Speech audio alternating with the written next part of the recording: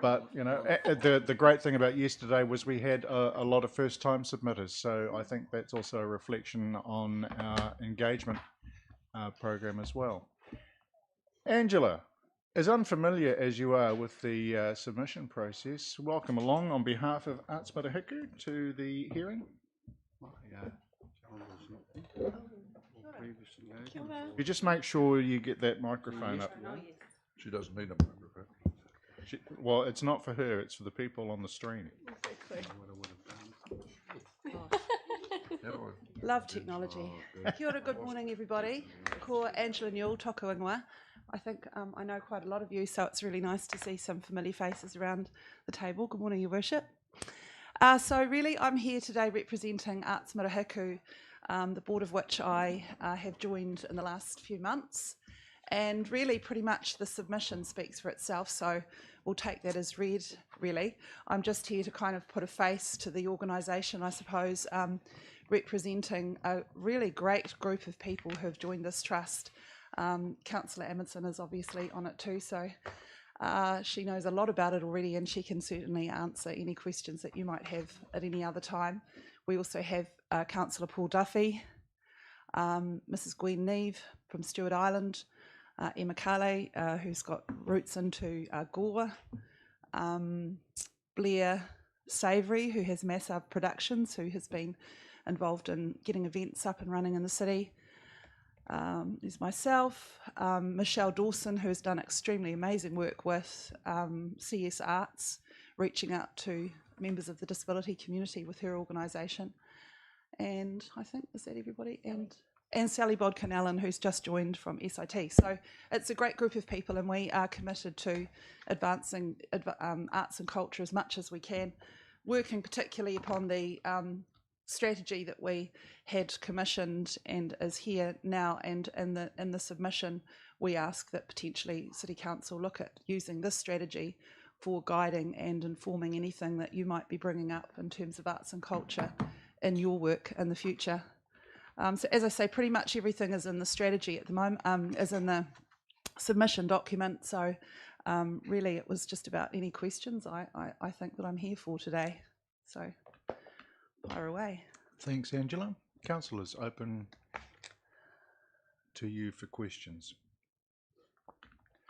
Thanks, Angela, for the comments around the development of Hawakatuia. Yes. Do you want to expand a little on Arts Marahiku's support for the activities and the volume of activity there? Yes, so obviously it's based on some principles of partnership, te tiriti, collaboration, sustainability. So it's all about finding ways in which the arts can grow and develop, but also to be sustainable. And of course, since COVID, we've seen a lot of changes, especially in people's attitude to the arts. And I noticed myself that the arts seemed to take over our screens and our lives in many ways during COVID, during the lockdown. And because we weren't able to go to a lot of things during that time, I think now that everything is sort of back up and running again, we're kind of enjoying that.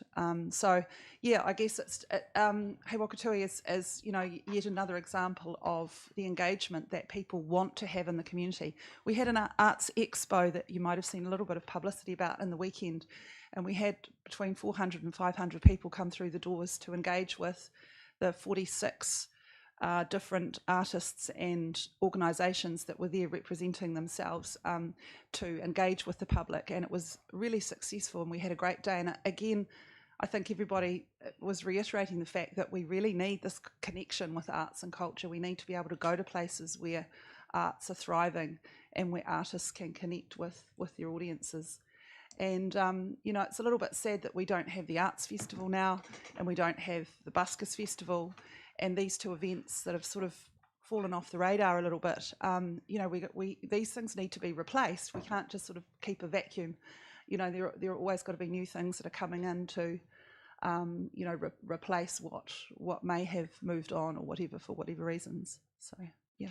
The regional art strategy that Arts Marahiku developed, I understand it might have been before your time on it, but do you know how widely the organisation consulted in developing that? Yes, it was actually. There's a list of all the participants in the back of the strategy, and Mary Jane Rivers, who was tasked with compiling this strategy, made a huge effort to get around as many places as she could. She talked on phones, she met in person, and she really did her best to connect with as many arts organisations as possible. So we felt that that was a reasonably rigorous process that she went through with that. Of course, the arts are very connected in Southland in terms of everybody knows everybody else, and most people that are on one arts organisation tend to be on another, you know, so there's a lot of cross-pollination of information that happens. Even if you talk to one person, you're often covering several different organisations or genres.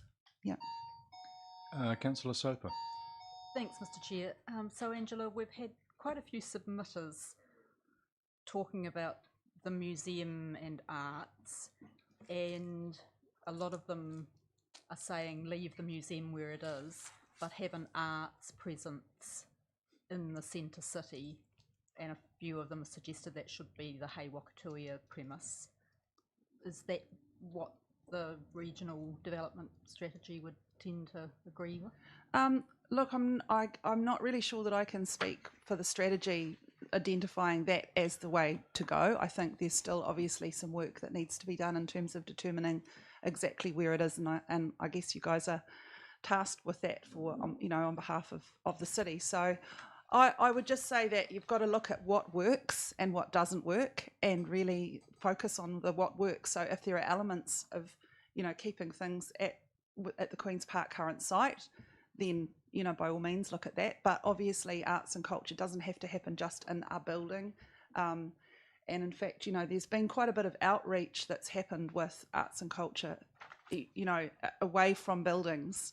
And I think that that's something that also needs to be looked at as well. Where else can it happen? You know, not just in one building. Thank you. Yeah. Further questions, councillors?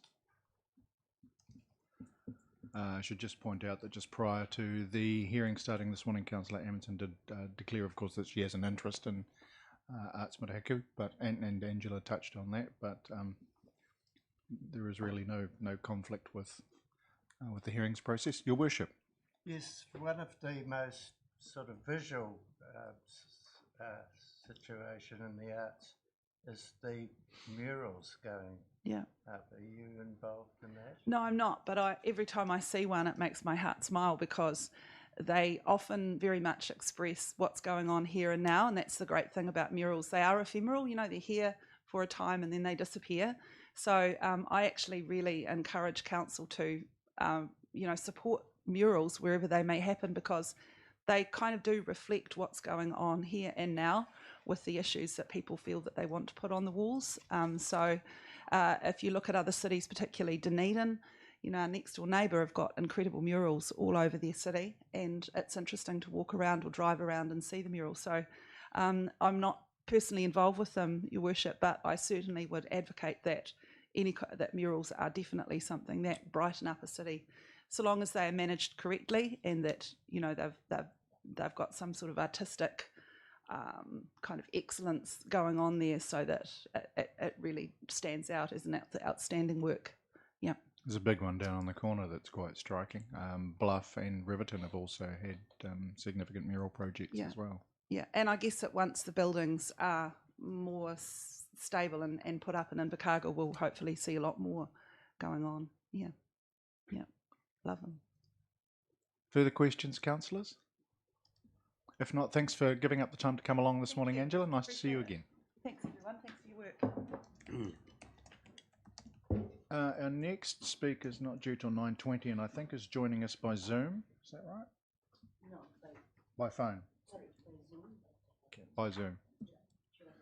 Now, her submission doesn't appear in board books, but I think there was some written material distributed yesterday. I didn't get it. It was distributed yesterday. Yep.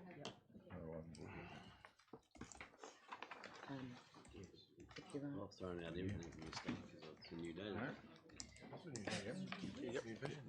Every day.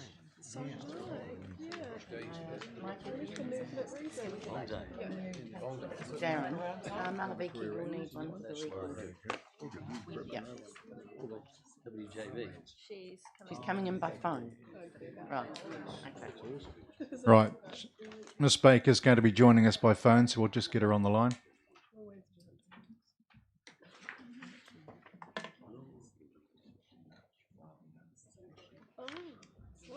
She's a bit of a fanatic about dogs.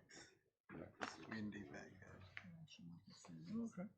Have you had contact with her before?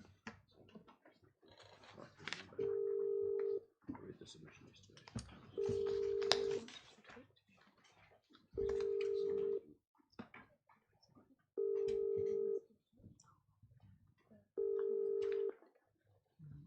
Hello, Wendy speaking. Good morning, Miss Baker. Invercargill City Council calling. How are you this morning?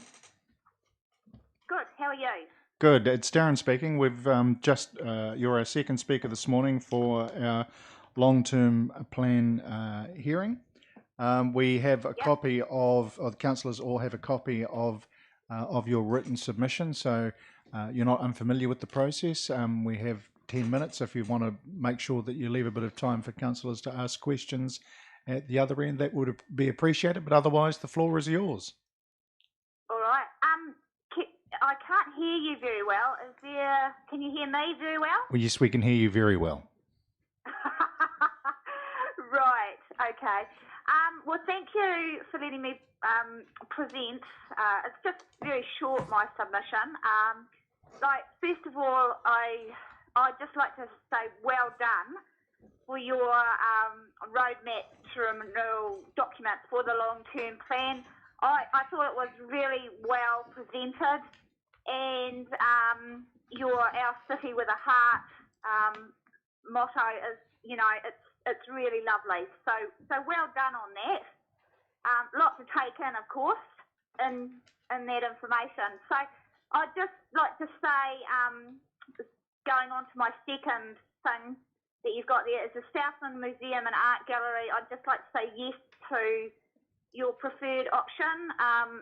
That Pyramid Art Gallery is iconic, and it's not only a wonderful place for art, it was a wonderful place for people to get together, and socialise, and also the surrounding areas, with your Queen's Park. It's just so gorgeous there, and it's a loss to the city at the moment. But in saying that, the art gallery downtown is really awesome. I had the honour of presenting there last Saturday as part of a woman artist group. I presented some of my poems, and there were musicians and stuff there.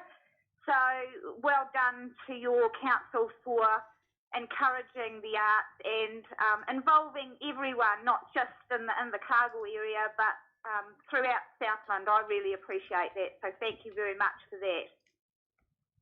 You still hear me okay? Yes, fine, thank you. Great. And on that, the street art around the CBD, it's a wonderful thing. And you've incorporated lots of different, organisations like schools and individuals, and, I just think it brightens up the town, and there should be more street art, and I have got a petition about that, more street art in rural areas. But you're doing such a good job encouraging that. I know it's not particularly your council that's doing it, it's this Invercargill Central, isn't it, with Amy?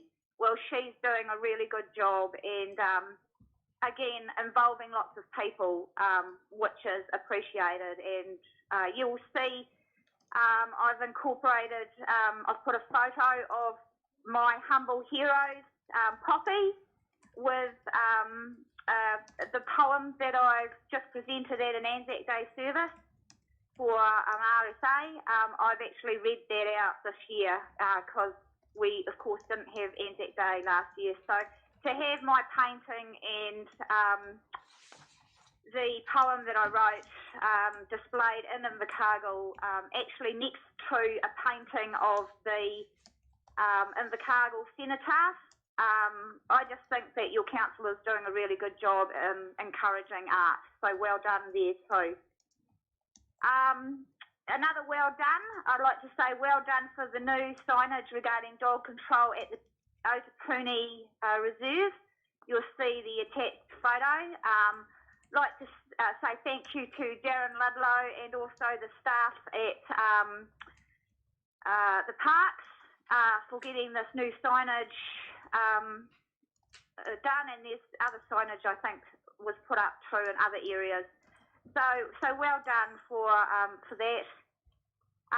Unfortunately, and you'll see by that photo that I've one photo that I've sent in, there is still a bit of a dog control problem where people are not obeying the rules, and you'll see that dog is off the lead in the CBD area on a footpath with a person riding a bike, which I don't believe is legal anyway to ride a bike on the footpath. So it's just to be aware that there are people still not abiding by laws regarding dog control, and I know your council is trying its best, but yeah, it's still a problem, and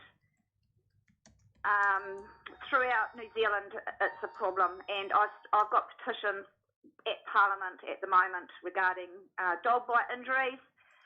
There were 12,406 dog bite injuries in New Zealand between 2000 and in the 2020 year. So I've just got those from ACC this year.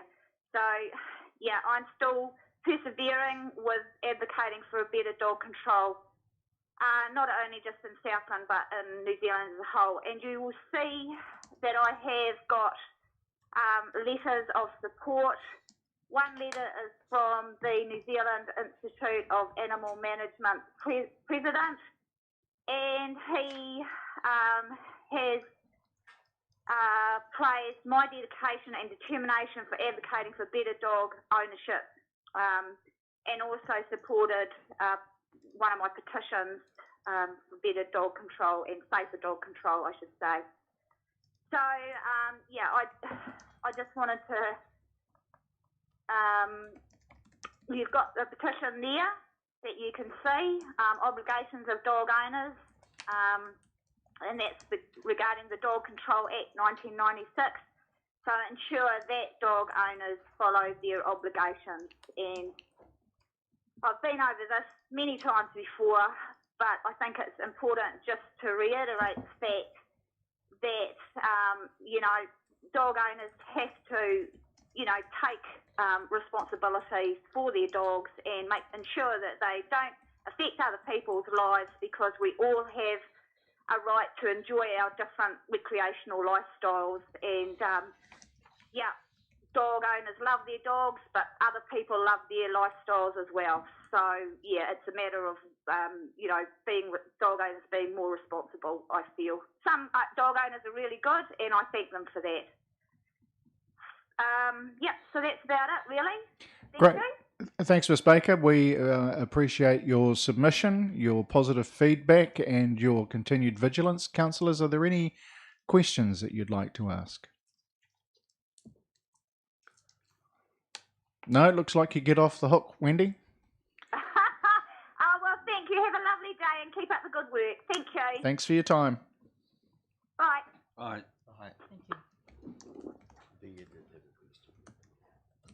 Jenny Morena, welcome along.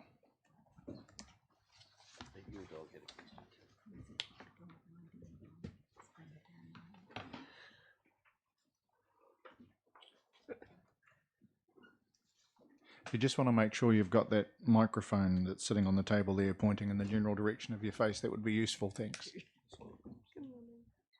ora koutou katoa. He iti he punamu. It may be small, but it's very precious. It's okay.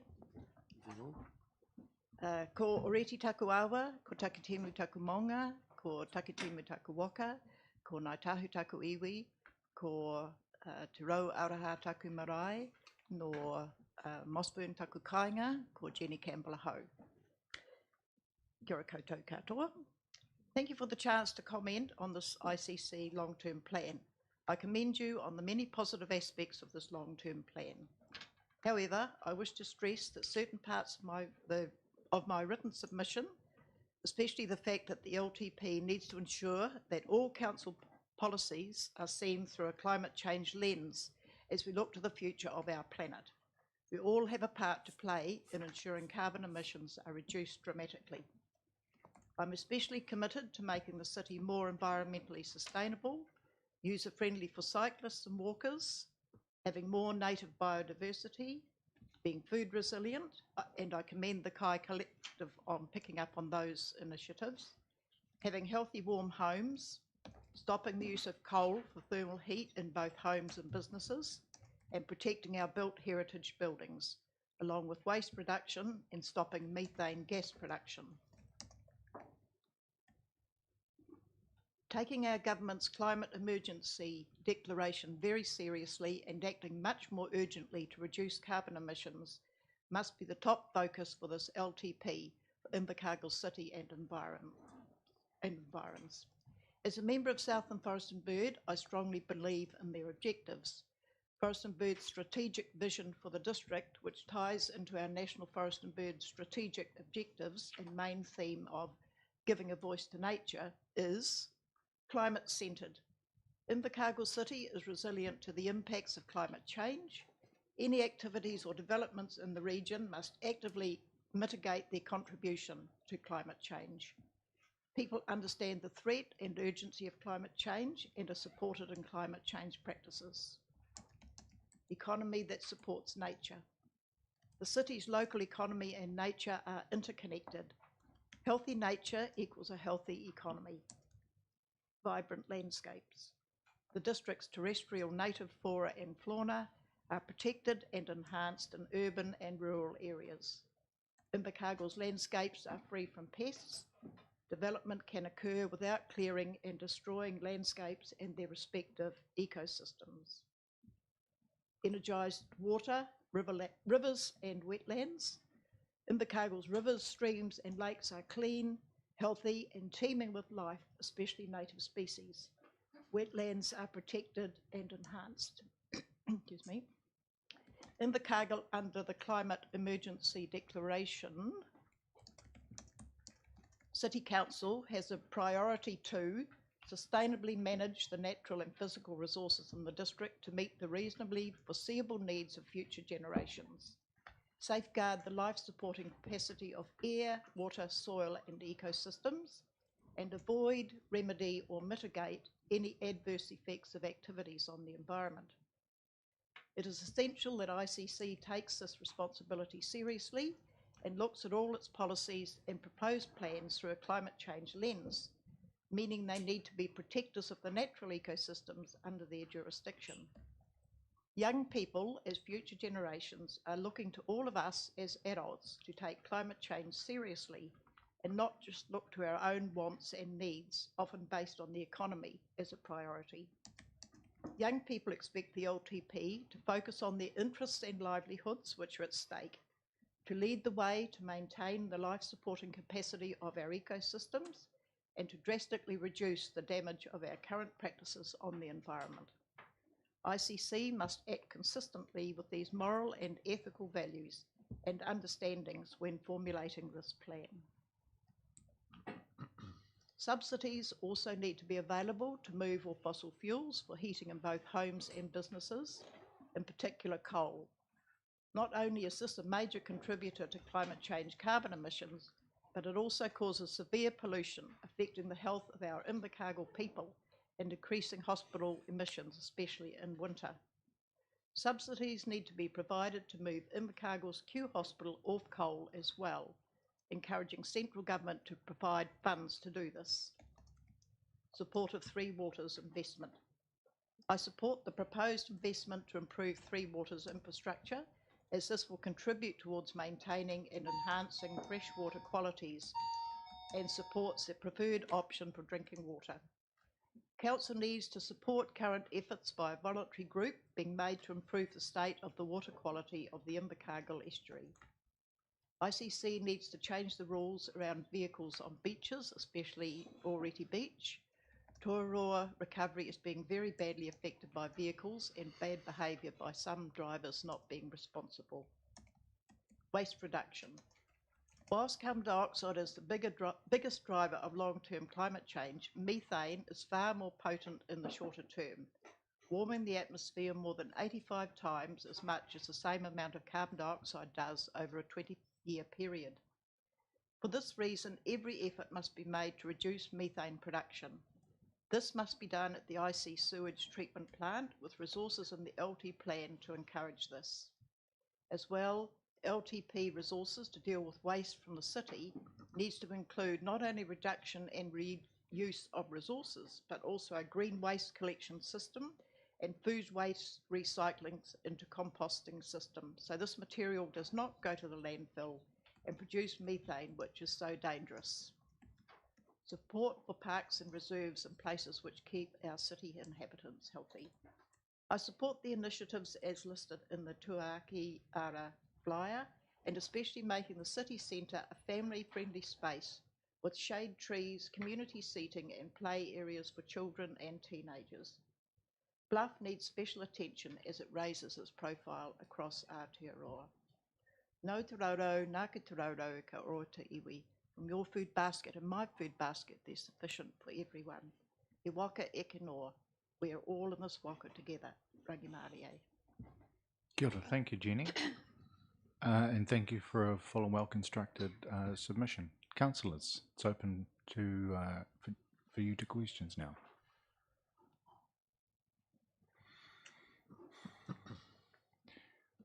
Lucky escape, Jenny. Kia ora. Thank you for your It's also the sign of attention. a submission that hasn't left any questions unanswered. There's lots to do.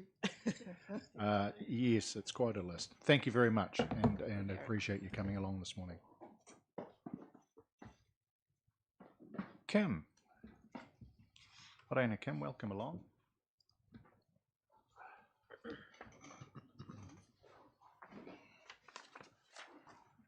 Good morning, Your Worship and councillors. Thank you very much for the opportunity to appear before you today. My name's Kim Riley and I'm appearing before you for Federated Farmers, South Island Province.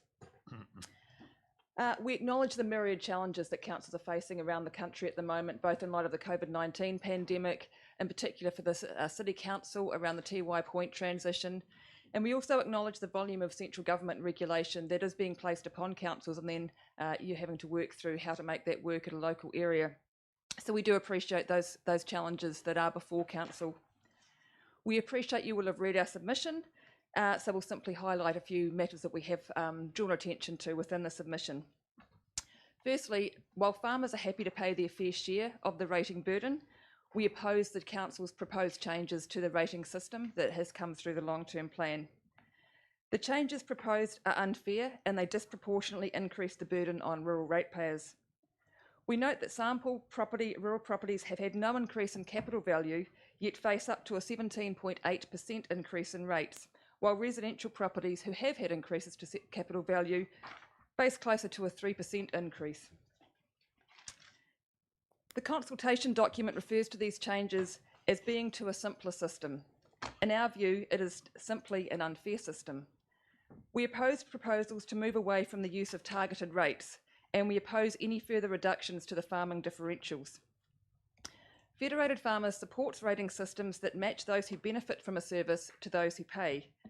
General rates capital value approaches simply reflect the size or the value of a property with no direct correlation to those who have relative benefit from a given service. We oppose the proposals to halve the use of the Uniform Annual General Charge. This per property charge is the most equitable means of allocating costs. It should remain at $360 this year and increase to the maximum 30% of eligible revenue in each year following within the long-term plan. We note that Council is proposing an additional $112 million on capital projects over the next 10 years, and we question whether this is the time to take on such ambitious, nice-to-have projects. And we note and agree with the Auditor General's comments in this regard. We further oppose these nice-to-haves being disproportionately funded by rural ratepayers, particularly when they won't have that same access or delivery of services as those in urban areas. We find the consultation document's use of average rates increases for each proposed project a bit disingenuous in this regard, given the greater impact that will fall on rural ratepayers. As proposed by Council, farmers are ultimately paying considerably more than urban ratepayers for the city's footpaths, streetlights, buses and economic development. In short, we consider that changes proposed to the Council's rating systems may be simpler, but they are not fair. Simpler is not better if it is unjust and unjustified. Councils across the country need to stop seeing farmers as the district's easy money, expected to disproportionately fund a wish list of projects. We seek that Council retains its existing rating system. We seek no further reduction in the use of the Uniform Annual General Charge or rural differentials. We would like to see Council cap its rates rises to no more than the local government cost index unless it is funding growth. And we support Council maintaining dog registrations at the $35 for working dogs, with the maximum number of dogs charged remaining at 5.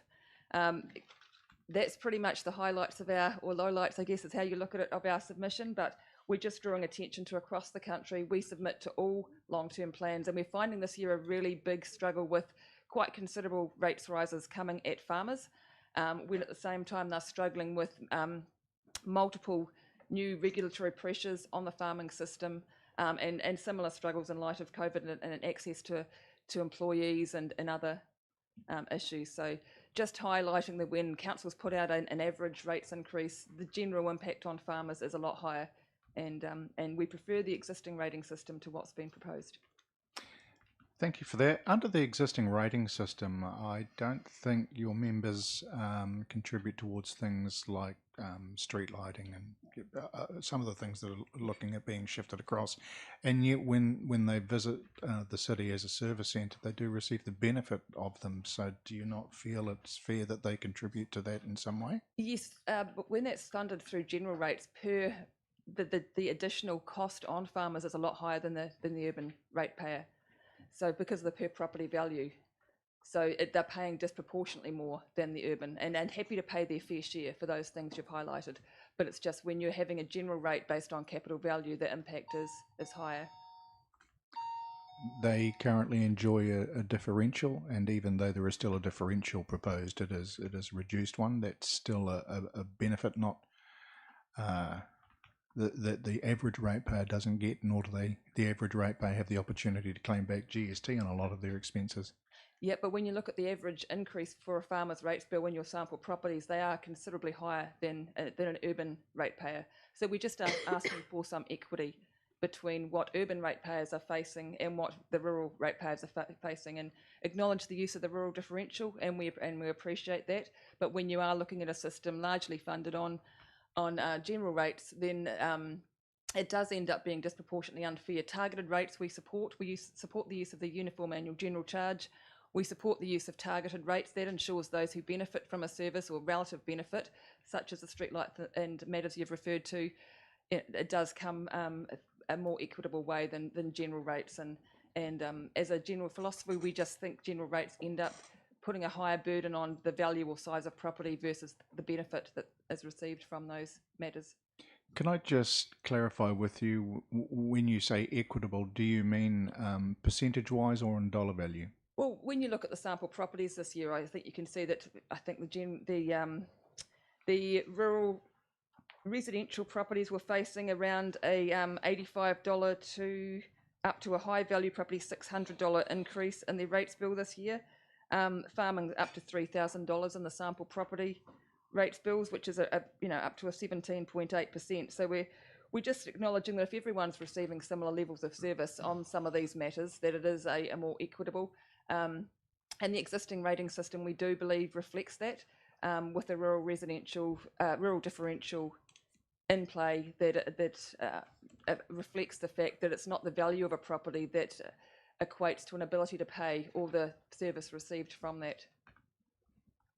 So we support the existing do federated farmers understand we don't have poll tax as an option, though? We don't have wealth tax as an option for rates? Yes, yeah, we do. And we acknowledge the struggles that councils are facing across the country, and it's not an easy task, and we certainly acknowledge that. We're just asking for a bit more consideration across the country, certainly not just this country, but the council. We're flagging that across. We've had up to 50% rates increases in some districts for farmers, and it is becoming an increasing pressure on, and wellbeing's a real issue out there at the moment. So we're just flagging to councils just to keep that top of mind. Thanks, Kim. I'm not meaning to to wind you up. I'm just completely, seeking your clarity. not at all wound up. Completely appreciate the question. Thank you. Councillor Pottinger. Thank you. My question is, how many commercial, just looking at the physical size of the Invercargill city boundary, Yes, how many commercial farming units are there? I mean, they are proper farms, not... It's not as high as other districts. I wouldn't have the exact number off the top of my head. I could get that, but it is lower, but it's still for those individuals, there is the impact. Okay. What percentage of those units then are dairy farmers? I wouldn't be able to tell you the percentage, sorry. No, that's okay. I just had some questions around that, Okay. and I hope you had. No, that's okay. No. Thank you. Thank you. Councillors, any further questions?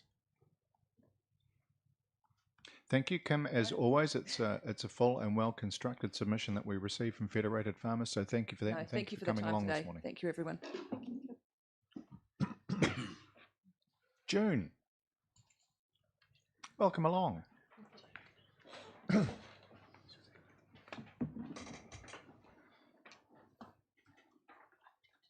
They're just giving out another copy of my amended submission. I've done a bit of an about face.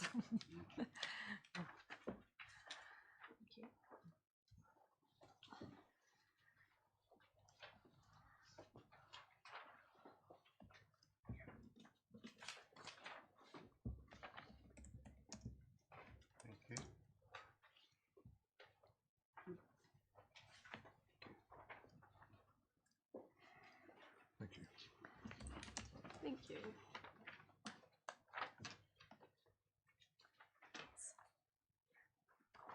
Thanks, June. The floor is yours.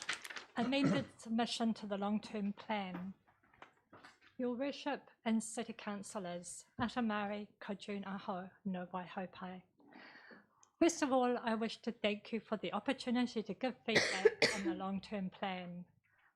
You have in front of you on your computers my first submission to the long-term plan, and I did practice the speech for it. But in the meantime, I rang Russell Pearson just to ask about how Don Street would look as a two-way street, which I was opposed to initially because I thought it would detract from the special character of Don Street. It's my favourite street. It's got two art galleries. It's got the historic building of the Invercargill Club. It's got He Wakatoria and cafes. And it's also more sheltered than other streets in the CBD. So for me, I was worried that it would be two-way street would destroy some of that. So anyway, I rang Russell and left a message asking him to ring me. I wanted to know why the two-way Don Street proposal was being put forward. When he rang me back, he answered my queries and clarified what the street would be like under the proposal. I have been reassured that Don Street's special character would be enhanced and not detracted from. I'm very grateful for his time and detailed explanations. Don Street is my favourite street in the CBD, and it's complemented by He Wakatoria, the museum, transitional museum. I am enjoying the close proximity of its excellent exhibitions, especially the current one, which includes life-size photographs of family groups and nurses in the era of World War I. It's a fantastic exhibition. But I would still like to be able to soon return to the Gala Street Southland Museum and Art Gallery. I wish to acknowledge the dedicated work of museum staff. At present, we have the Raw Gallery in the SIT Don Street building and the pop-up art attic gallery upstairs in Tay Street above Bullings. In the interest of continuing art and culture in the CBD, it will be necessary to support this vital aspect of our community's well-being. Lastly, I would like to emphasise that Wagner Place does have an important function of offering open, uncluttered public space within our city of building construction and roadworks. Also, with our borders being gradually opened, Overseas visitors will become more frequent, but please bring back the eyesight. I've met several visitors looking very bewildered, looking for the eyesight in Wapna Place. It's embarrassing to say to them, well, we actually don't have an eyesight now. We are trying to promote our city. We need our eyesight back again, please. Thank you for your time and attention. Thanks, Jen. We appreciate your amended submission and additional comments. Bit of We an actually about discussed face. the issue around Don Street was the subject of an extraordinary infrastructural services committee meeting yesterday. So Russell's been very busy around that, and we're grateful that he took the time to respond Yes, to I you as well. really did appreciate his time, because I thought it would just be 5 minutes, but it was longer than that, the phone call. So I did appreciate his time. Good, thank you for that feedback. Councillors, it's over to you for questions. Councillor Clark. Yeah, thank you, Chair. June, just one question around the eyesight. As we look to do some development of the museum in the future, and if one of the options we look at is to redevelop the museum back where it currently is, and the eyesight... And the CBD? No. Oh, in the Gala Street? Yeah, back in yes, Gala Street. Yes, sorry, yes. We used to have the eyesight there. And what's your view on that? Is that the ideal placing for it, or should the eyesight be separate? I don't know. Sorry. No, that's all right. It's a tricky one, isn't it? I think I like it in the CBD in Wapna Place, because you get all the buses stopping outside Tuatara, and it's a natural place for people to get off the bus and then walk over to the eyesight. And conversely, when it was at Gala Street, yeah, there was be a lot of young people who didn't have transport so much to get there, whereas I think maybe it's easier to get to the CBD and the eyesight. But it's a hard one. Maybe we need it in both places. Well, maybe we need the museum, and a little museum in the CBD, and also in Gala Street.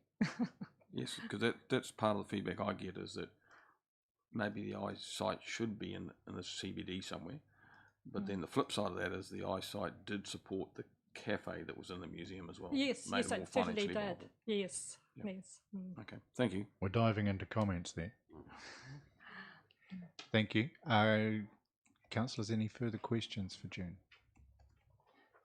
If not, thank you very much for coming along and speaking to your submission. We appreciate it. Thank you. Mr. Tudor, you've actually arrived just in the nick of time, even though we are running ahead of time. If you'd like to come up and take a seat, welcome along. Thank you for this opportunity to come along and address the council, the mayor, Mr. Shadbolt. Just got to get my special tool out. So I presume I'll just... You've got 10 minutes. We'll ring a bell at 5, but if you want to make sure that you've left some time for councillors to ask some questions, but the floor is yours. Thank you. Basically, I like your plan, but my only concern is perhaps it should be a 15-year plan, not the 10-year plan. I think that if it was stretched out, perhaps it might be a wee bit easier on the ratepayers and the level of rates, but I've got no financial information to suggest that, but that's just my concern. And then just looking down the thing, well, my concern with the rates is the fact that there's a lot of people in Invercargill are on fixed incomes, like superannuation, things like that. So having 5% and then another 4 and 4 and 4, it's quite daunting when you look at the whole picture over the long period. So we need to consider that.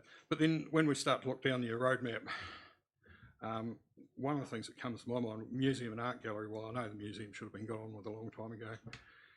Then we've got Anderson's Park. It was our art gallery, I believe, so I might be corrected on that.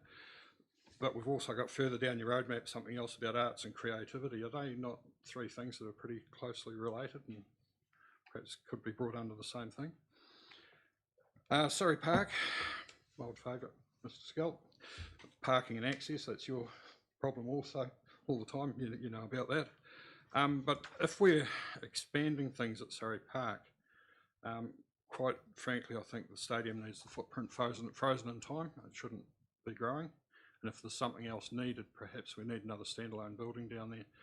perhaps where badminton, basketball, and in that corner of the old school area, that's if gymnastics and various other people need constructions in the future. As ratepayers, we spend a lot of money on the Civic Theatre, and it's a really nice heritage building.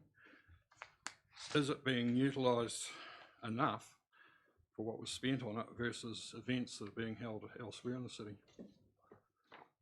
And I know the stadium markets to get events down there, but perhaps some of those events should have been actually at the Civic Theatre and making better use of what we've paid for there in the strengthening and modernisation. Just our rates are 13% increase on our 5,000 square metres at Otatara. Otatara people don't understand what rates and how they're calculated. They look at an instalment of the rate account, which shows none of the nitty-gritty or individual proportions of the rates. And they're publicly saying on Facebook that they're paying similar rates to town and they're not getting the services, so they don't understand that. Those of us that have lived there for a day or two understand it pretty well from when we were brought into the city from the Southland County. The reason they're paying similar rates to town, they're looking at the bottom line, and they're locked onto 4,000 square metre lot sizes, so the land values are higher, but the amount of rates they're paying dollar value is similar to town. If you want to have garbage collection out there off bonds, it's another $265 a year, and that is not on your rates. That is actually an extra payment that you have to make over and above your rates. Some areas of Otatara, the 4,000 square metre lot sizes, and that was set up under the Southland County. There was no sewage in Otatara at that stage, and they were concerned about sewage pollution of property and lot sizes, and that's rightfully done. We had sewage in the ditches. We don't have sewage in the ditches now in most areas because it's serviced by sewage, so why are we still locked into the 4,000 square metre lot sizes? It costs the city millions of dollars to expand infrastructure, yet we've got these pockets of land that could actually have more houses on them without affecting the amenity values.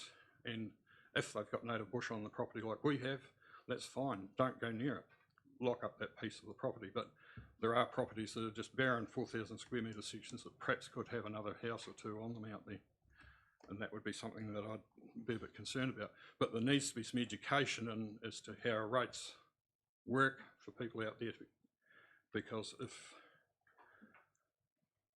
they start having to pay for a lot of the other services over and above on the top, their rates bills will go up proportionally quite quickly and be a lot larger. That's me. But I do like your plan. Thank you, and thank you for the feedback. Councillors, questions? One of the questions around the increase in some charges for services that might not have been previously paid for, street lighting, footpaths and the like. Do you think it is fair that because Otatara residents receive the benefit of those services when they come into town, which is the same for me as a town dweller? I don't use the footpath outside my house, but I do use them when I come into town. Do you think it's fair that they should contribute for those services? To a slight extent, yes, but so do Winton people when they come to town to work every day, and they don't contribute anything. I understand Otatara pays for street lighting. I think that was still in it when we were brought into the city, because we went item by item way back then, and that was a long time ago. But I understand Otatara does pay for street lighting now, and we should pay for some of it, but I'm just not quite sure. We don't. How many people use the footpath outside their house anyhow? There should be something there. Thank you. Councillors? No questions, a light escape. Thank you very much, Mr. Tudor, for making a submission and coming along and speaking ahead of time as well. No, that's all right. Thank you. Councillors, we are running ahead of time. Annika's not due to speak until 10:10, so I will call an adjournment for 10 minutes. Please don't go too far away, but feel free to have a stretch for a few minutes.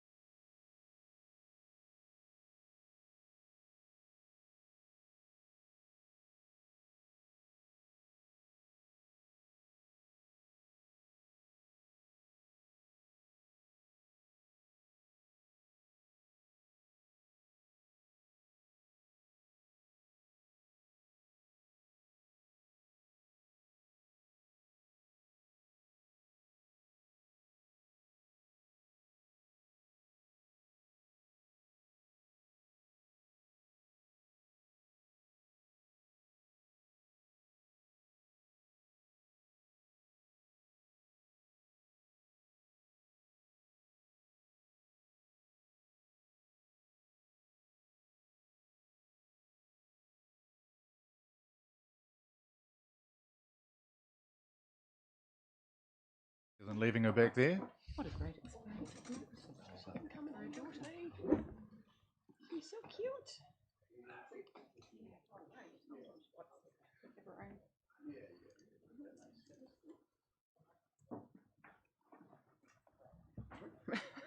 The whole three of them. Baby. Councillors, will formally reconvene. Okay, welcome along. Thank you for your submission. Councillors have had a chance to read through it. We've got 10 minutes. We'll give you a bell at 5. If you want to go for 10, that's fine. It lessens the opportunity for councillors to be able to ask questions. But thank you for your submission, and essentially the floor is yours. Okay. If you can just make sure you pull that microphone. I haven't got a printer, so I'm reading off my phone, so bear with me. Honourable Mayors and Councillors, thank you for the opportunity to speak to you today. My name is Anka Habgood. My husband and I have 4 children, and I have with me our youngest daughter, Francisca, who is 2 years old. Our family lives in the Morris Bush area. I saw the roadmap to renewal in the Southland Express last week, and my submission is based on the information in the consultation document. I understand there's more detailed information available online, but I've not had a chance to locate it and delve into it further. Going by media reporting on submissions, my first point in my submission is one I have in common with many other submitters, that my family would like to see the council progress the renovation and reopening of the Southland Museum and Art Gallery far more urgently than is currently planned. My 2 older children were 7 and 4 years old when the museum closed. We used to visit the museum regularly every school holidays and whenever there was an interesting exhibition that had just opened or an interesting event on. If the museum is not opened until 2026, then they will be potentially 16 and 13 years old when it is reopened. I wonder, will they still be interested in family trips to the museum at that age? Who knows what kind of teenagers they will be, but essentially my 2 older children and other local children their age will have been the ones to pay the cost of this project taking far too long, as they are missing out on the opportunity during their formative years. During the last school holidays, my children asked me, as they often do, can we go to a museum? Well, currently, the options in Invercargill, paying to go to Transport World or Motorcycle Mecca, they're great attractions, but with 4 children, this is not something we do very often. Travelling to Riverton or Dunedin, but again, is not something we do regularly. Instead, last holidays, I took my children to Demolition World as their museum experience. To be fair, they had a ball. It is quite an amazing place to explore. But really, the fact that we went to Demolition World for a museum experience is also an indication of how much we are missing the Southland Museum and Art Gallery. My 2 older children and I were there when the museum closed suddenly. It was an emotional closure for us and many others as well, given the circumstances. But it appears it was not a new issue for council back then, and now more than 3 years later, we are concerned that we're no further ahead. So we're concerned that it's taking so long and would like council to reconsider it and reprioritise this project so that progress can be made on it more urgently. So while I decided to submit on this, I briefly also made another couple of points in my submission. The second was regarding Rugby Park, which is really again to support my comments regarding the museum, that while it's important to upgrade Rugby Park, our preference is to see the museum completed as a high priority. The point probably also applies to other suggested projects like the urban play, for example, which I didn't specifically submit on as I did not get enough of an understanding from the consultation document. But again, I come back to the fact that I'd like to see the museum prioritised more highly. My third point is a new one. This is something I've often mulled over, that the cycle network in Invercargill is piecemeal, and we'd like to see council take a bigger picture approach to develop a full, safe cycling network in Invercargill and surrounding areas.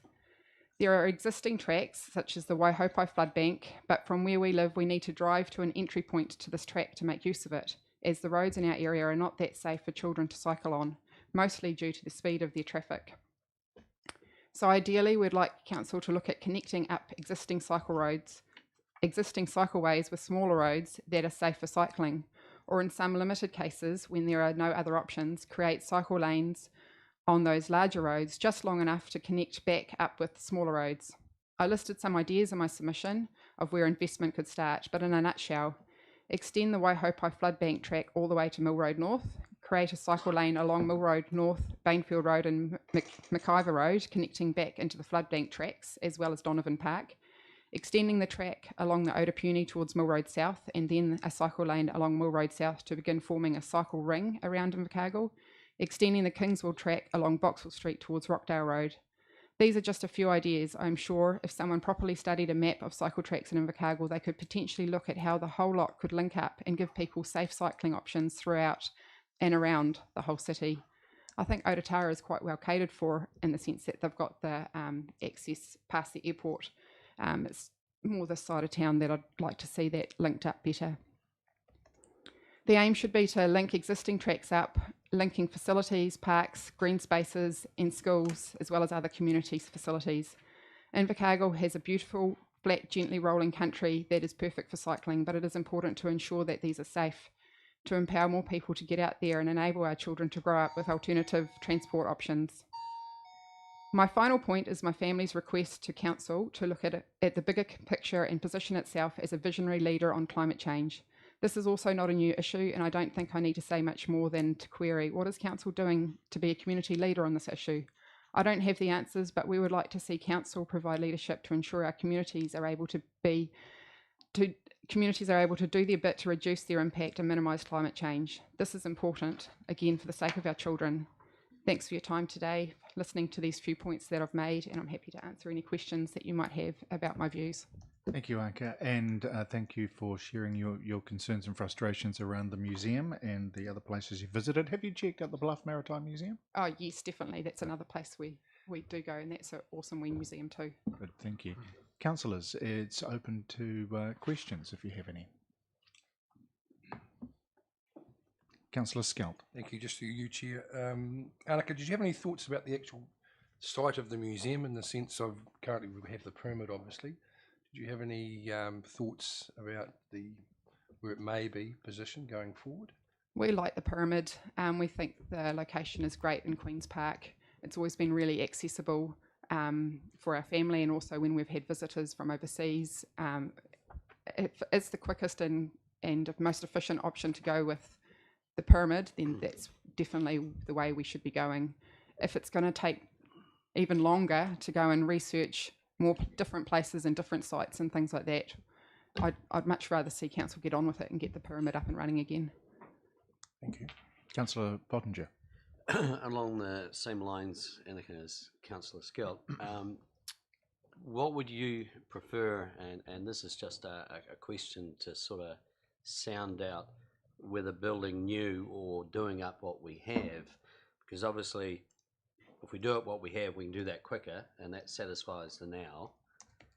If we do it new and inspirational, and that is something that'll last 50 odd years, which is more important, satisfying the now, or at some time a council has to make a decision that goes further into the future? I don't see why you can't do both. I think you need to satisfy the now and at the same time be planning for the future. I don't see how they are like one or the other. Oh, I'm just saying if we went new, like new would take longer just because of design, everything like that, funding, as opposed to what we have in the LTP. So from my understanding, the problem that why we're in this situation is because there wasn't planning for the future to start with. So we need to be organising. You want to say something, Miss? Did you ever say? Oh, look, hey, you want to say hello? There's nothing wrong with the fascination in audio. That it wasn't a new issue when the museum closed, and that if there had been a bit more planning and forethought, we wouldn't be in this situation. You do realise just that there was an ownership sort of debate. Did you realise that it changed hands? The ownership. The ownership of the museum was owned by the SMAG board, and then just recently it's gone to council. Council never owned it. So did you realise that? Actually, if I can correct you, the council always owned it. Always owned it, but Yes. Sorry. It was The misunderstanding the museum thought it owned the building. Yeah, so I don't know how that's relevant. I'm just a Joe Blog submitter, and that's something that council can sort out. I'm sure you've got the expertise to work out ownership and to work out how to get things done. It's just a matter of getting on with it, please. Okay. I love the practicality. Thanks, Anka. Councillor Crackett. Kia ora, morena to you all beautiful Morena. girl.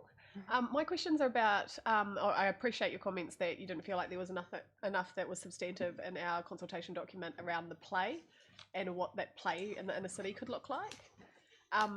But I wondered if you'd been to the likes of the Margaret Mahy playground in Christchurch. No, I haven't been to the Margaret Mahy playground in Christchurch. I saw that reference and I did intend to look it up to see what that was about, but it wasn't the focus of my submission, and within the last few days I didn't get a chance to delve into it further. That's okay. The idea of play within the city, I mean, I love the idea. Get on with planning for it, be visionary. It's just not everything can be done now. Yeah. So if it's something, from what I could gather, if it's something that's going to sideline the museum, then I think we need to get on with the museum first, as first priority. Yeah. Cool. Thank you. And then also get on with the vision as well. Yeah. Of course. Okay. Cool. Yep. Thank you. Thank you. Councillors, any further questions?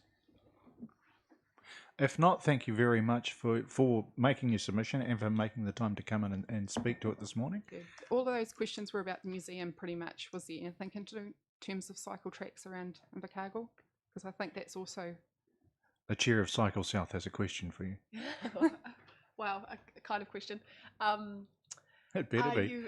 Are you aware that there's an Innovative Streets project on at the moment that is converting Devon Street this weekend from Saturday to trial what arterial cycle lanes in the inner city streets will be like? And there is a constant effort to try to connect a lot more of those cycle tracks around the city. Yeah, I'm aware of the Devon Street project. I just saw that as in isolation. If that's part of a bigger picture project that will connect, so Devon Street, for example, could link all the way through to Conan Street to link up South City, and then, like I said, Kingswell down out towards the Morris Bush area again, and starting to link up, looking at how that can all link up, the city can link up as a whole, that would be amazing. But if it's Devon Street in isolation, just to have a little trial, then I think you're missing the point. Okay, cool, that's good. So just on the circuit that you talked about, do you envisage that would link up with the boardwalk down at the estuary as well? Absolutely. Yeah, looking at all those existing tracks, and I know some of them are like the Waihopa Flood Bank. I think that's what Environment Southland that's put that together and things like that. Again, it's about council working with those other agencies, but taking the leadership to look at where those bits of cycle track are, how they can connect, and where the schools are and could potentially connect in with that as well. And there are lots of people that love cycling out the Morris Bush area, lots of adults that do that as fitness and health and fitness and things. It would be great to be able to see families getting out there and doing that too, so that we're able to get our children cycling in those areas from a young age. It's not until that, at the moment it's kind of like until you're big enough before you can cycle safely down Finley Road to get from Morris Bush to town. And I could let a 16-year-old go, but I don't think I could let a 12-year-old go and do that. No, and I think we recognise some of the key arterial routes around town aren't currently safe for cyclists either. Adults, let alone teenagers, let alone children. Yeah, so those connections, like there's lots of smaller roads that between Finley Road, there's that wee gravel road that links up to the flood bank track again. I mean, that's a neat wee road to ride down, but it's a matter of connecting that up with the main road again, so that we've got minimal main roads and as maximal possible smaller connecting routes, and ideally cycling tracks as much as possible. Okay, thank you very much for your submission and for coming along this morning. We appreciate it. Thank you for your time. Appreciate it too. Councillors, I don't think Jeanette is here as yet, so I think I'll actually call our morning break early, and we may come back just a couple of minutes. We were due to reconvene at 22:11. We might, if Jeanette turns up, we might make that 25 to 11. I know, I can't believe that. Thank you, we're adjourned. Yeah.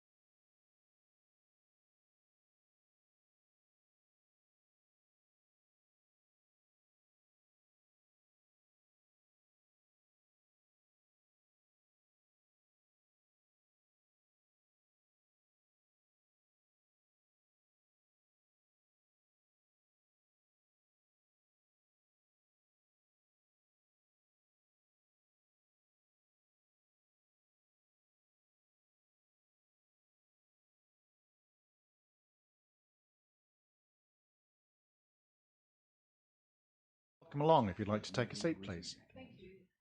Good morning. Thank you for your Good submission. morning all. Thank you very much for the time to make a submission.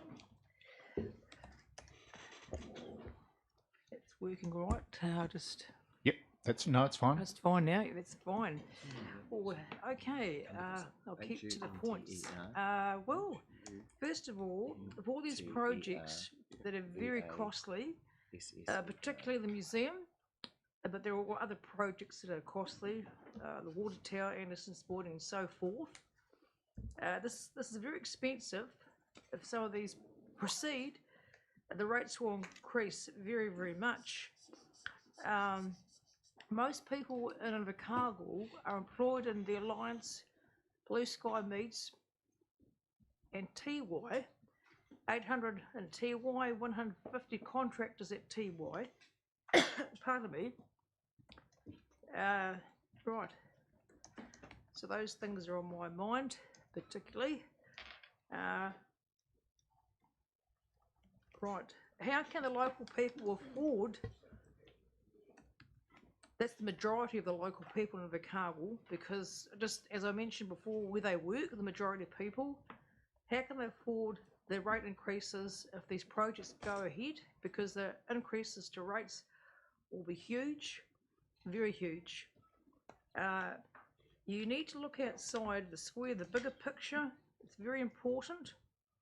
There's still flow-on effects from the COVID-19 and people losing businesses and so forth, and also to mention a large portion of people employed under ILT, and they have part-time jobs and they don't earn much. So it's so important that it really comes and presses on my mind. The bigger picture, you need to look at that.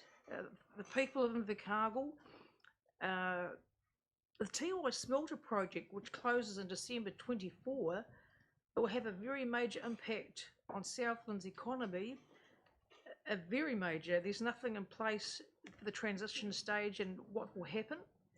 And if indeed it does, and if it does, what will it be? And also the Invercargill jobs, TY smelters impact, have a flow-on effect. A lot of people in Invercargill and Southland are really concerned for them all. How on earth can they afford to pay the rates if they were to increase, if all these projects going ahead? A lot of people will be out of work as a result of TY smelter, but just the bigger picture, all those majority of people employed in those sectors of work, they can't afford big increases in rates, and a lot of families are struggling now. And these are my thoughts. And I would like to see something done for the youth of Invercargill. Perhaps, I'm not sure what it could be, but to keep the youth off the streets. But those are my concerns. I'm very, very concerned of the big rate increases. Thank you, Jeanette. Some of these projects were to go ahead. They're very expensive.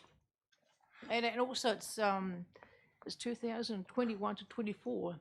So I'm looking, just TY smelter closes December 24. Thank you. And points that we're acutely aware of, and we share your concern about rates increases. Thank you for your feedback about stuff for the youth, and it's something that they also engage with us in regularly. It was interesting last year. I think we had a submission from them during a project where they were looking for activities, but essentially stuff that the private sector provides, but they wanted them for free.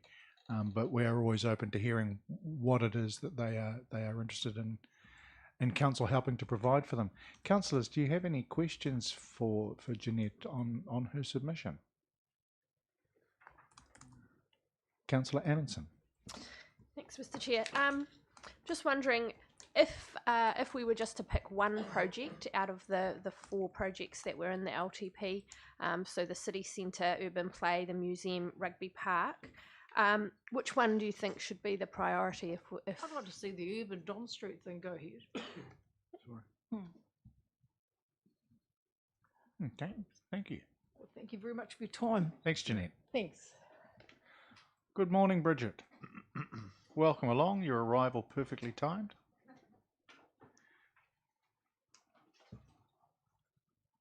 because I tried to get here earlier than that, and so this time I wasn't like super late. It's not your birthday this time, though. It's not my birthday this time, thankfully. I'm glad none of you knew that time. Kia ora I think that was koutou. your first day on the job too, wasn't it? It wasn't my first day on the job. Rude. Kia ora koutou. Ko Bridget Forsyth toko ingoa. Kia ora. I'm Bridget Forsyth and I'm the Southland Health Promoter for the Otago Southland Cancer Society. Thank you for the opportunity to submit on your long-term plan. As you can see, the recommendations for each issue is pretty similar.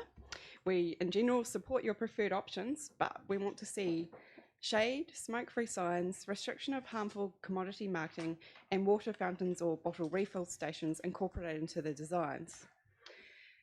There are always costs associated with prevention, but the benefits of preventing people getting cancer far outweigh the costs of things like signage and trees, which have many benefits to other people as well. We have the highest rates of melanoma in the Southern DHB and the highest incidence and death rates of bowel cancer in the country. I really want to remind you that these are not just statistics, they're our people in our community, our families, our colleagues, our friends. So in terms of shade, the Cancer Society recommends increasing shade in playgrounds and picnic areas and in new developments. Skin cancer is currently New Zealand's most commonly diagnosed cancer, despite being 90% preventable. The southern region has the highest incidence of melanoma in the DHB, in New Zealand, sorry. Compared with other territorial local authorities, Invercargill City ranks in the bottom quintile with the worst shade provision in playgrounds. Our surrounding neighbours are both doing a bit better, with Gore and Southland both ranking in the second quartile. However, they don't get off that lightly because even our top quartile ranks considerably lower than our Australian ones, despite having us having similar cancer rates, skin cancer rates to Australia. The Cancer Society recommends the council invest in providing trees or built shade in near place spaces. Planting trees provides green spaces, making the city a nicer place to live, supporting our mental well-being, and benefits the environment by reducing carbon dioxide and erosion. Trees are a lower cost way to provide shade and offer a long-term solution. However, it's important to design shade well. Not all shade reduces UV effectively. It needs to both reduce UV but still stay warm, because if shade is too cold, people won't use it. So consideration into planting plans by doing things like planting 2 or 3 deciduous trees close together so that their canopies are touching to provide adequate shade. One day I'll be like so calm when I do this, I won't break a sweat, I promise, but maybe that will be like 20 years from now. Okay, smoke-free, vape-free signs. So we want smoke-free and vape-free signs visible and in good condition in all parks, playgrounds, sports fields and any new developments. Tobacco is still a leading cause of cancer death in New Zealand, killing more people than road crashes, suicide, alcohol, other drugs, murder and drowning combined. That is, tobacco companies kill approximately 5,000 people each year in New Zealand, which is 13 people a day, or 13.7 if you want to be picky. Whereas those other causes are estimated to come to about 2,154 people per year. Even if you take the year where we had our deadliest earthquake, the 2011 Christchurch earthquake, that only brings it up to 2,337. So you can see that tobacco is like by far outweighing all of those other harms, and so it's something we really need to work on. As of the last census, the percentage of people who smoke in Invercargill City was 17.9%, which is higher than Southland at 15.3% and higher than New Zealand, which is 13.2%. And of course, some demographics have found it harder to stop smoking than others. So as a council, you can do more to support people to stop smoking and make it young people less likely to start smoking. Having clear smoke-free, vape-free signs in all playgrounds, picnic areas and the new developments, including the City Centre Master Plan, the Urban Play Space, the Southland Museum and Art Gallery and Rugby Park will be one way to do this. However, I do really want to congratulate you for the work you've done on your smoke-free policy so far. You're leading in the country, one of the leaders in the country. So by reviewing it in 2020 and combining the 2017 smoke-free areas policy and the 2010 smoke-free parks and reserves policy into one, you've made for a really clear, succinct policy which is easy to understand to public and staff alike. And we also really commend you for including this vape-free in this policy as well. As you'll know, vape products are now included in the Smoke-Free Environments Act as of November last year. So this has really demonstrated clear leadership and recognition that vaping is not safe for people who do not smoke and not something we want children and young people to see as normal behaviour. But again, I say we do recommend, is that a sign I have to really hurry up? Well, it just depends on how many questions you want to field, but please carry on, Bridget. Okay, I'll try to race. Yeah, so there's strong public support for smoke-free playgrounds, and we know that, you know, we found 97% wanted playgrounds to be smoke-free back when we surveyed people in 2019. Now, this is a key point I'd quite like to mention, is national legislation would make the work of councils much easier in this space, and would support your mandate. We really urge you to submit on the government's current smoke-free action plan in 2025 and request that they include smoke-free outdoor areas in this plan. Currently, the only nationally legislated places are schools, ECEs, Kura and Kohangareo. And all the rest of it is piecemeal by councils, so different across the country. So obviously having better consistency by national legislation will be much better.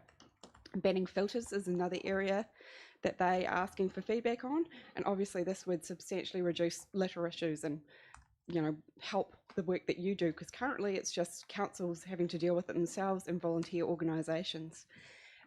Worth noting that filters not only are harmful to the environment where they leach toxins, but they also do not reduce harm from smoking and actually cause more harm, making it less unpleasant to smoke, easier for young people to start, and contribute to more aggressive types of cancer.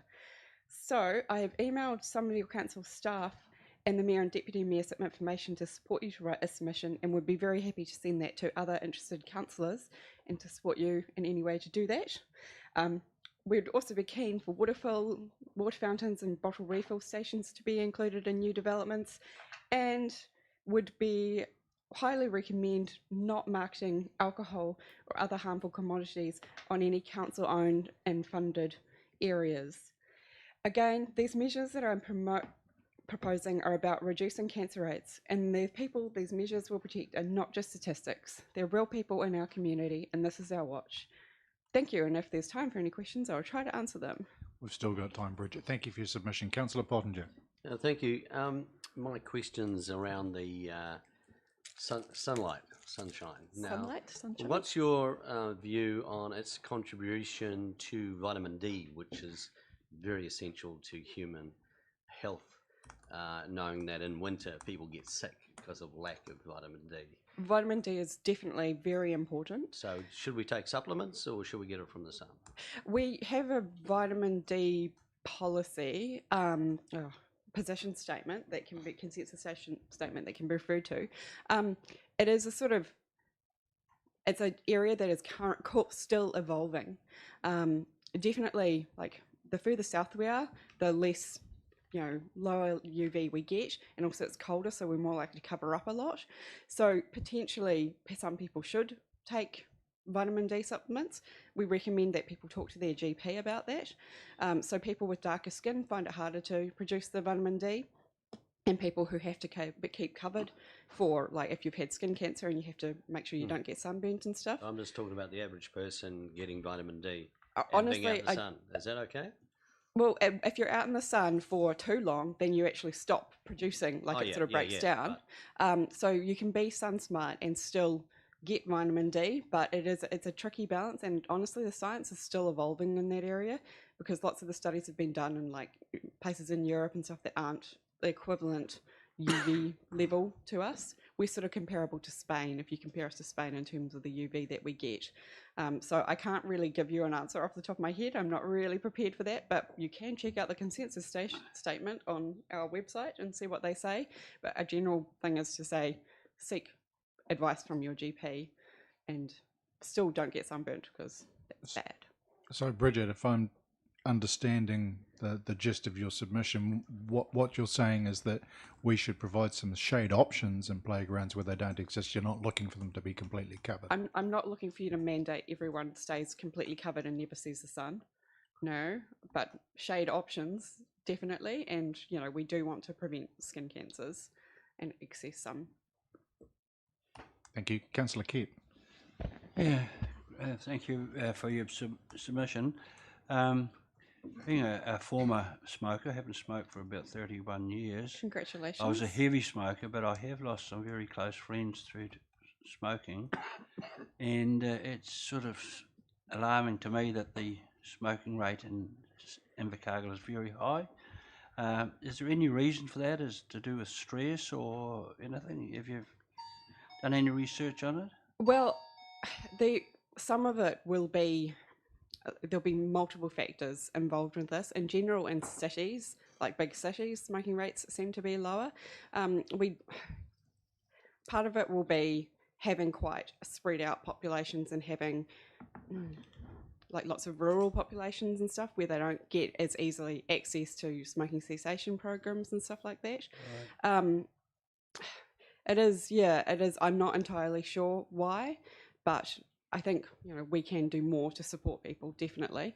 No, I'm not entirely sure off the top of my head why we have slightly higher than nationally. Right. One further question. It's amazing to see the amount of people that are vaping. Have those vaping devices or the stuff they use, it has been thoroughly tested, or will time tell if it is going to cause damage to the body or not? There is heaps of research still going on in that space. So far, we can say that it's not as harmful as smoking, which is not hard because smoking, when used as directed, kills 2 out of 3 of its users. But we definitely know that it will not be harmless. So it is, we are very concerned at the people who are vaping, especially those who are not doing it to stop smoking. If you were switching over entirely, then that's probably on the long term going to be beneficial. But to be honest, it's only been around for the last 10 years or so, so we really won't know the long term outcomes for a long time, which is why I'm really pleased that you've incorporated Vapory into your policy, because we don't want young people starting, and we want people to only use it as a method for stopping smoking, because that is more harmful. Yeah. Thank you very much. Thank you, councillors. Thank you, Bridget, for your submission and for speaking to it this morning. We appreciate it. Thank you. Jared, next submission is from Healthy Families. Just up front, I am on the leadership group for Healthy Families, but haven't taken part in any of the discussions that have led to the submission. Welcome, Jared. Welcome, Stella. Thank you. Morena. Floor is yours. Thank you very much. Kia ora koutou, your worship, councillors and council staff. I'm Jared Cappy, Have Families Invercargill Manager from Sports South, and this is Stella O'Connor. She's a lead systems innovator. We'd like to thank the Invercargill City Council for its continued partnership on a number of our initiatives over the last 6 years, all working towards a vision of a healthy, happy, safe and connected community. In particular, I'd like to thank the Park and Recreation team, the roading team and the urban planners. We're doing a lot of work in the CBD over the last year around the Invers Play Trail and some work around parks. Thank you, Darren, for being on our strategic leadership group for nearly 7 years. We really appreciate your support, dedication and leadership to help create a healthy community. We'd also like to thank the ICC and SDC for investing through Waka Tuatahi funding into a shared active transport role that sits with Sports South and in our Health Families Invercargill team. We're hopeful that this can be extended beyond the initial 9-month contract. The role is dedicated to increasing active travel across Invercargill and the Southland district, and is having a great impact to raise visibility for councils, leading a coordinated approach for active transport across the region.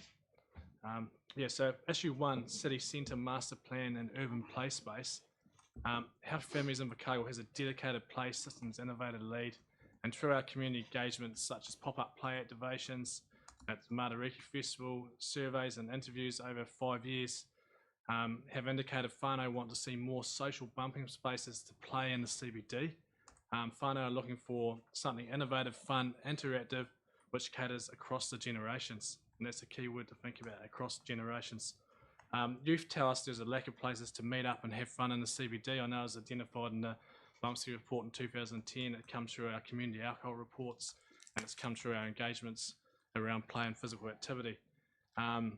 We presented the last edition with a video from youth from different parts of our community saying they want a cool place to come back to. That's what they're leaving. So it's very important we have something for the youth as well, or rangatahi.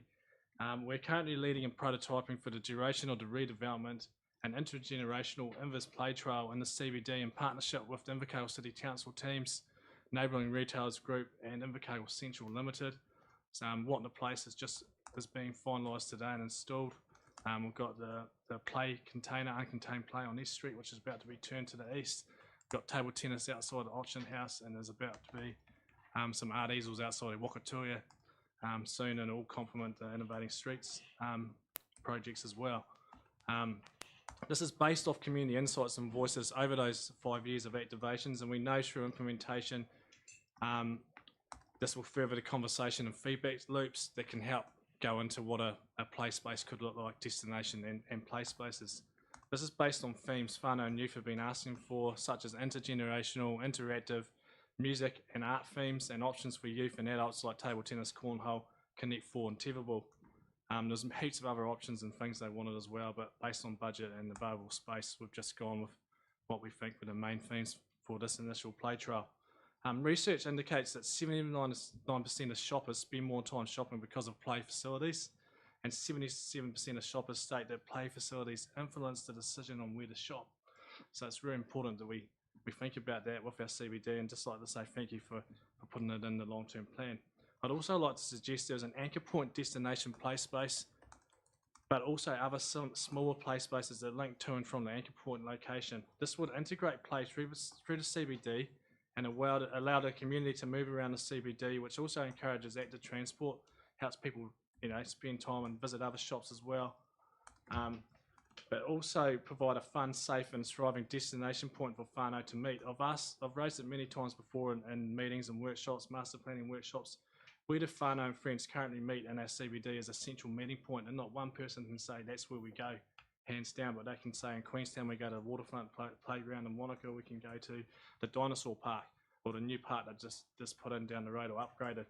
So this, it'd be really cool to have that destination point that families come and meet. It's safe, they know that's where they start, but they can also go out and play and explore the CBD and the wider master, the planned area. Furthermore, we're asking Invercargill City Council on behalf of hundreds of whānau and community members who support and want play in our CBD to invest and create free accessible opportunities to encourage intergenerational play during the redevelopment and the future, so that our CBD is attractive, vibrant, appealing for whānau to come and stay and truly be a play city with heart. Thanks, Jared. So obviously we're lending our support to the urban play space, but we also want to lend our support to the preferred option for the Southland Museum and Art Gallery. Our insights indicate that whānau have been missing the all-weather option that the treasured and loved museum offered. This is an opportunity to future-proof this asset, and we support the preferred option due to the accessibility of parking and access to Queen's Park green space. We see the museum as a community hub which incorporates learning, discovery, and celebrates Waihopai and Murahiku's cultural past. And we would encourage future development to consider the use of intergenerational play and physical activity. So the museum, we feel, should connect to the CBD via safe active transport options. So in summary, Healthy Families Invercargill looks forward to continuing a partnership with the council which focuses on equitable health outcomes and supporting the well-being of our community. This centres on creating social and physical environments which make it easier for the community to make healthier choices, including a more resilient food system which supports food security and sovereignty, easy access to drinking water in the community, including water bottle filling stations, active transport which meets the needs of the community, quality opportunities across play, active recreation and sport, smoke-free spaces and reducing the harm from hazardous alcohol, and also supporting the community engagement process to understand what it takes for communities to be healthy, happy, safe and connected. Healthy Families Invercargill is a dedicated workforce here to support communities to lead healthy and active lives through local solutions for local people, and we value our partnership with the Invercargill City Council and look forward to continuing working alongside to help create a city with heart. Thank you very much. Thanks, Stella. Thank you, Jared. Councillors. Councillor Pottinger. Thank you. Straight to the museum one. Sure. Okay, you've said it's a great hub, you know, being in Queen's Park, and you like places that then engage with the environment around it, you know, open spaces. So under the current refurbishment of the museum, it's not going to really change much in its layout inside. If you went new, you have the potential of north-facing orient, you know, having it work into the park.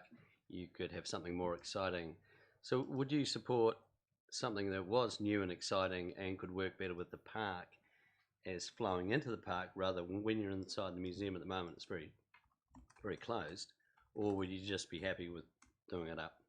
Well, I think the main thing is that our community have told us how much they miss the museum. Oh yeah, no, that's not the yeah. point. I'm asking but you. It's an opportunity, obviously, to look forward, and obviously using the green space there, looking into it would be perfect.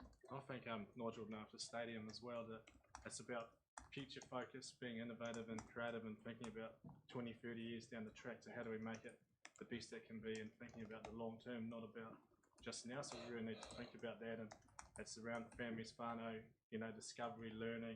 I was at the Representation Review 2013, I think I went to one of the meetings there, and I was listening to the community talk around why they go to Queen's Park, and you know, well before the museum was talked about with this, but it was just so important to them, and families were going there to see the tuatara and to engage and spend time, and then go to Queen's Park and walk around the park, and they're making a day of it, and it was free and low cost. So it's really important to think about that. That's sheltered, free and low cost, and families need to learn. It needs to cater for a large number of people. No, I appreciate that, Jared. Yeah, so well. Councillor Soper, then Councillor Scout. Thank you. I just wanted to clarify. You've referred to urban play spaces. So are you saying overall, rather than a Margaret Mayhew like one destination urban play space, your preference would be for smaller play spaces? I think there should be one anchor point destination play space which family will come and meet, and that's the hub.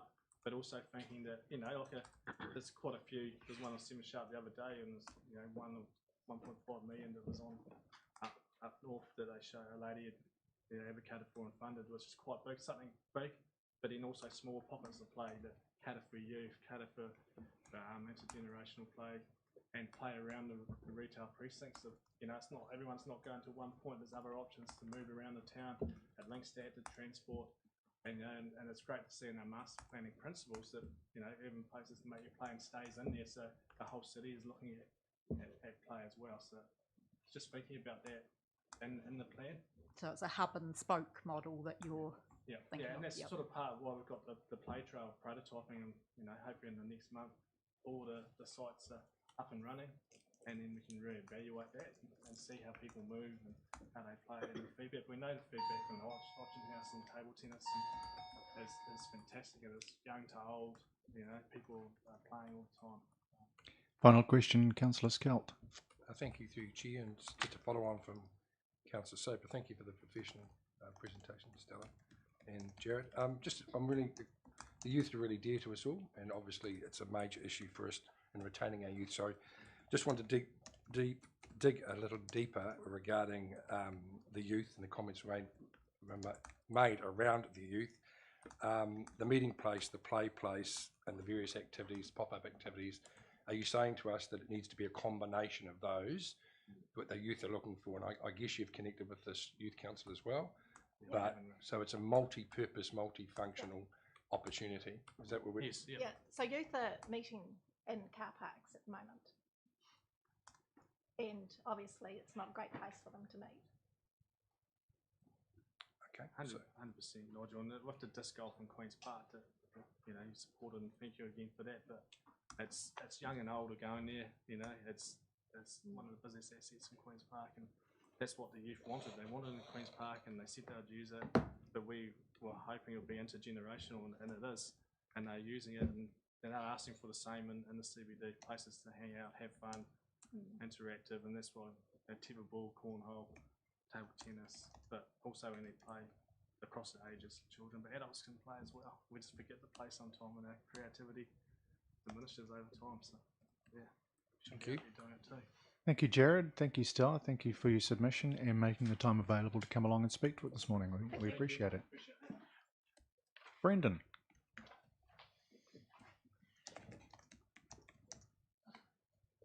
Welcome along, Brendan. Thank you. Thank you for your submission on behalf of Sports Southland. Obviously, you're familiar with the process, so the floor is yours. Thank you. Kia ora koutou katoa, ko Brendan McDermott, taka ingoa, ko taku mahi, Chief Executive of Sports Southland. I guess like Jared and Stella, firstly I'd like to thank you, the Council, and congratulate you and your team for the work that you do in Invercargill and Bluff. I'm sure the tough decisions that are made and the work being done is often taken for granted. And so I want to thank you for your investment and the time and your investment you make to allow our community to be active through play, active recreation and sport.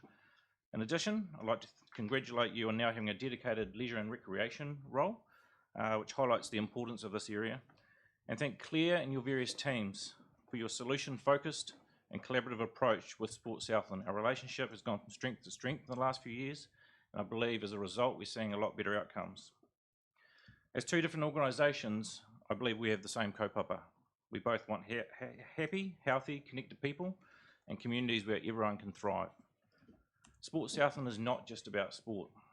We're here to enhance individual and community wellbeing through being active in whatever way that looks like.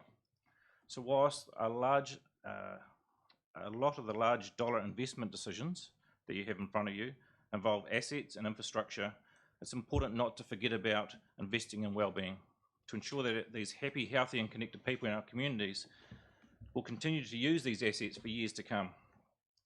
Yes, it's important we have these assets and the environment, but let's make sure we maximise the use of our spaces and make sure the community actually use them and more of our community can use them.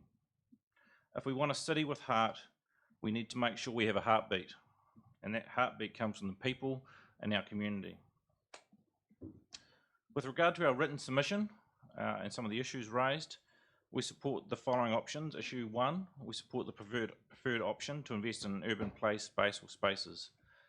We know play is a vital part of a young person's physical and cognitive development, but play is also intergenerational, as Jared and Stella said, and provides both physical and social outcomes for our community. And we shouldn't forget the social outcomes and the benefits that arise from those. Issue 3, we support the preferred option to invest into our regional outdoor rectangular stadium, especially given the emphasis on making the facility more flexible and more multi-use. It's not just a rugby stadium. This project aligns well with the proposed regional spaces and places strategy, and being part of the governance group, I want to congratulate you as a council in the way that you went about this, involving councillors, rugby representatives, independent community representatives and ourselves in that process. And I believe this is a model that we should continue to use in the future. We would also support the Surrey Park Grandstand renewal, but we suggest that the council delay the project until it has time to work with its current users, until they have time to investigate a more flexible, multi-use facility which may better meet their needs. As you heard from Chris Knight and Gordon Crombie yesterday, there was a willingness for these users to see what is possible and look at a facility that maximises its use and being used by multiple users. Which leads me on to, and I've referred to already, I guess, the regional space and places strategy. Over the past 18 months, we've been working alongside your team, other councils and funders with the development of the Southland Regional Space and Places strategy, which is now ready for adoption and endorsement by all the organisations involved. One of the key successes of the project to date has been the positive conversations and sharing that has happened collectively and collaboratively between the councils, funders and ourselves. We now have a strategy, a good stocktaker facilities and good momentum of working together. Let's not lose the momentum. It's key that we continue this mahi, and we propose that all parties invest collaboratively in a small resource to keep the strategy and the actions moving forward. This resource will work alongside councils, funders and applicants of new facilities ensure that we have better information to support decision making, and help better utilise and maximise the potential of the assets that we have now and look to build in the future.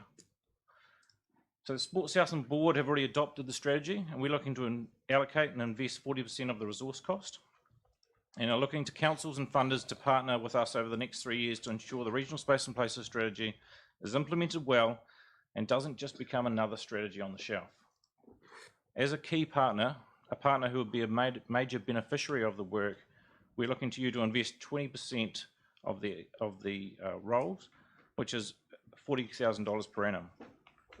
Invercargill City Council have a number of sport and recreation facilities on its land. A large number of these facilities are single use and or seasonal facilities that vary in quality, with most only rating average to good condition. If we can better utilise and maximise the potential of these assets by working with groups earlier, we can help prevent these facilities becoming a liability for council. And we've already got examples of some of those liabilities of sports walking away from their club rooms and facilities. It's critical that we take a more strategic, aligned and collective approach to future investment into our sport and recreation facilities. By being a partner, you have also the opportunity to access Sport New Zealand funding, as you did for the Rugby Park and Surrey Park projects. As a key partner, your support and leadership is critical. Without it, I think we're unlikely to get our other partners to commit, therefore missing the opportunity to fully realise the opportunity that this strategy presents. So in closing, I want to reiterate my thanks.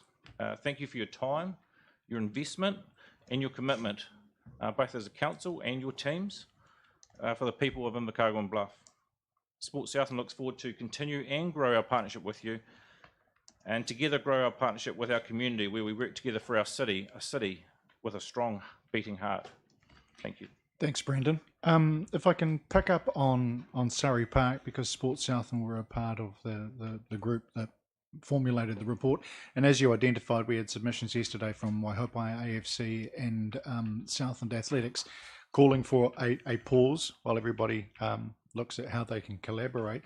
Do you have any sense, any feel for how long that needs to be? I think there needs to be work done to ensure that not just the existing users, but are there any other potential users? So I think 12 months, and again, I think that's where the role and investing in some resource, we can make that happen quicker if we've got some resource to make that happen. So that the resource that we're talking about can actually then help to facilitate those conversations, which makes a quicker outcome for council and those users.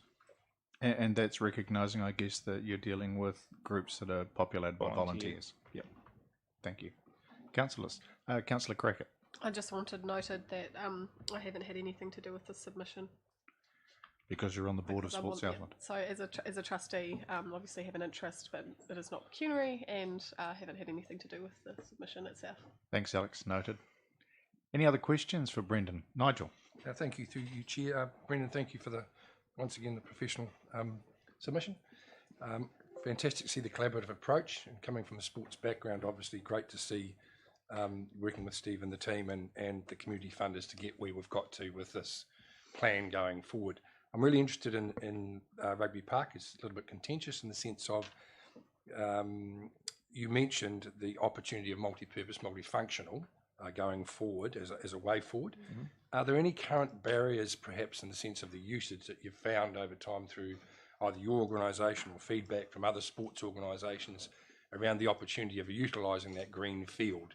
Because obviously it's a rugby designated venue, but we've had some examples in the past of having some community sports days. We've had Nitro Circus, we've had some events, but obviously it's a big financial drag as well. Have you and your team had any other thoughts of how we might be able to make it more multi-purpose, more multifunctional, and better used by the wider community? I think some of that is going to come down to a mindset shift that it is more than just a rugby stadium. I think Steve and the team are already looking to invest in someone who can actually drive the activation of a facility like that. I think if the environment is different, it looks and feels like a rugby stadium. If through the proposed recommendations, we're opening up the facility so there's other spaces within there that then encourage other users to be part of that. we're making it accessible on regular occasions for other users to use it, then I think we'll start to get the community use happening. Again, using the likes of ourselves and other community partners to then drive that activation as well. So it doesn't have to be something that council do on its own, but it can be done as a collaborative approach. And just further to that, through you, Chair, just has the price of renting the space or hiring the space been a barrier in the past, or has it been? I know from being involved in the triathlon club that that's not a barrier. I mean, I think we pay $150 or whatever it is for it to use that for a kids triathlon. So I don't think that's the barrier. I think it's a mindset shift that this is not just a rugby stadium, and that we've actually got dedicated resource that's driving outcomes to get people using it. If we don't invest the time, and I guess I come back to my submission where we talk about it's investing the time on that activation piece, not just build the asset and they will come, because we all know we have to actually put the work in to get them there. Thank you. Thank you. And nicely timed. Brendan, thank you very much for the submission from Sports Southland and for coming along this morning to speak to it. We appreciate it. Thank you. And thank you also for the recognition of the partnership roles that we've had. Great, thanks. Southern Farmers Market, Dave. Welcome along, Dave. Obviously, you also are not unfamiliar with our processes. So yeah, thanks very much. The floor is yours. Very appreciate this opportunity to talk to you all today, and I'd like to also acknowledge the support from this council after the COVID lockdown. We lacked a space to operate from, and you worked really well with us to provide us the Scottish Hall space, and we managed to operate there at a low cost, which was really appreciated, and that helped us bridge a gap that was really helpful to us. I'd also like to acknowledge that at the moment we're operating from the racecourse, and Peter Kett is involved with that committee, and we've really appreciated their support. But there's a long-term view that we'd like to put before this council. So the Southern Farmers Market, for those that aren't aware of us, we're a non-profit organisation, incorporated society, so we exist to kind of manage the space so that our local producers and growers can have a place to operate from. So we don't have a lot of money. We try and keep costs as low as possible so that our stallholders can operate it. The overheads for them are very limited. We also consider ourselves to be an enterprise incubator. So any small business can have a go at our market to test a product and see if their business is viable. So we feel we provide a valuable economic asset. I've also estimated that we probably have a turnover of economic activity through our market over $1 million a year. So we provide substantial economic value to the city as well. We have around 30 to 40 stalls attending our market throughout the year at the moment, and we provide employment for around 100 individuals, so quite substantial. So our support is for the city, issue number one, the city centre master plan and urban play space, and what we would like you to consider in the long term is a space that's a multi-purpose space that perhaps the market could operate from. One of our main issues is in bad weather is having shelter. Often it's wind. I've given I think if you've looked at the submission I provided, there's an illustration there of an idea I thought that had merit of a covered space that allows light to come in. It could have grass underneath, and so it could be used in summer and winter, but if need be it could have some drop down sides and things, and it could be used for concerts and all sorts of other things other than the farmers market. But I think that's probably something that we've identified is lacking in the city centre, is a multi-purpose kind of public space.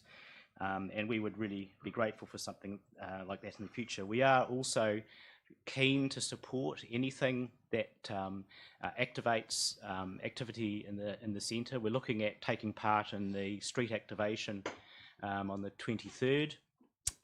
We've still got a few logistical things that we have to have satisfied before we'll take part, and it's a bit short notice.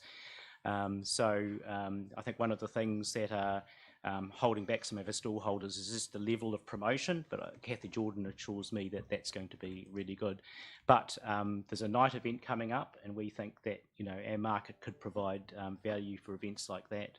So I just want to put it out there that we're a institution that adds value to the economic activity of the city, and it would be really great in the future perhaps to have a purpose-built space that we could operate from at low cost, so that those beginning enterprises can start off with low overheads, and they could be the potential success stories of Southland in terms of economic development.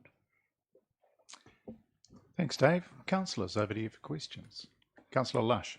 Yeah, look, I appreciate that the experience, I mean, well done with the farmers market. I appreciate the experience at the racecourse is not right. It's not as good as once it was, for all sorts of reasons. Is Anderson's Park any use to you, or is it too far out of town?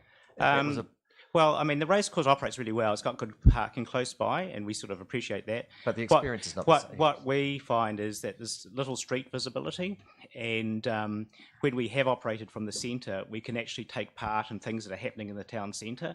So we're a destination at the racecourse, which means that people have to know that we're there and come to there. So our customers kind of start dropping off about half an hour before we close. But we found that when we're operating the centre of the city, passing traffic means that we keep busy constantly, and we're constantly coming across new customers. So if the Burt Munro Rally, for example, was happening in the centre of the city and we're operating from there, we just add value to anything that's happening. Does that make sense? So if you had a choice between the racecourse and it moving to a place in town, is that how you look at it?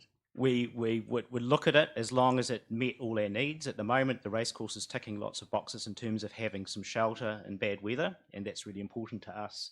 So often, we've been offered spaces that don't have good covered areas, and we need electricity as well for some of our stalls too. Okay, thank you. Councillor Clark, then Councillor Arnold. Yeah, thank you, Chair. Dave, just about the issue around town, have you got any places that you could see could be used? And why I ask that is that I noticed in Wellington they have a very vibrant farmers market there, and they've got an arrangement with the city council up there where they block off part of the car parking area by Te Papa. Right. Every weekend.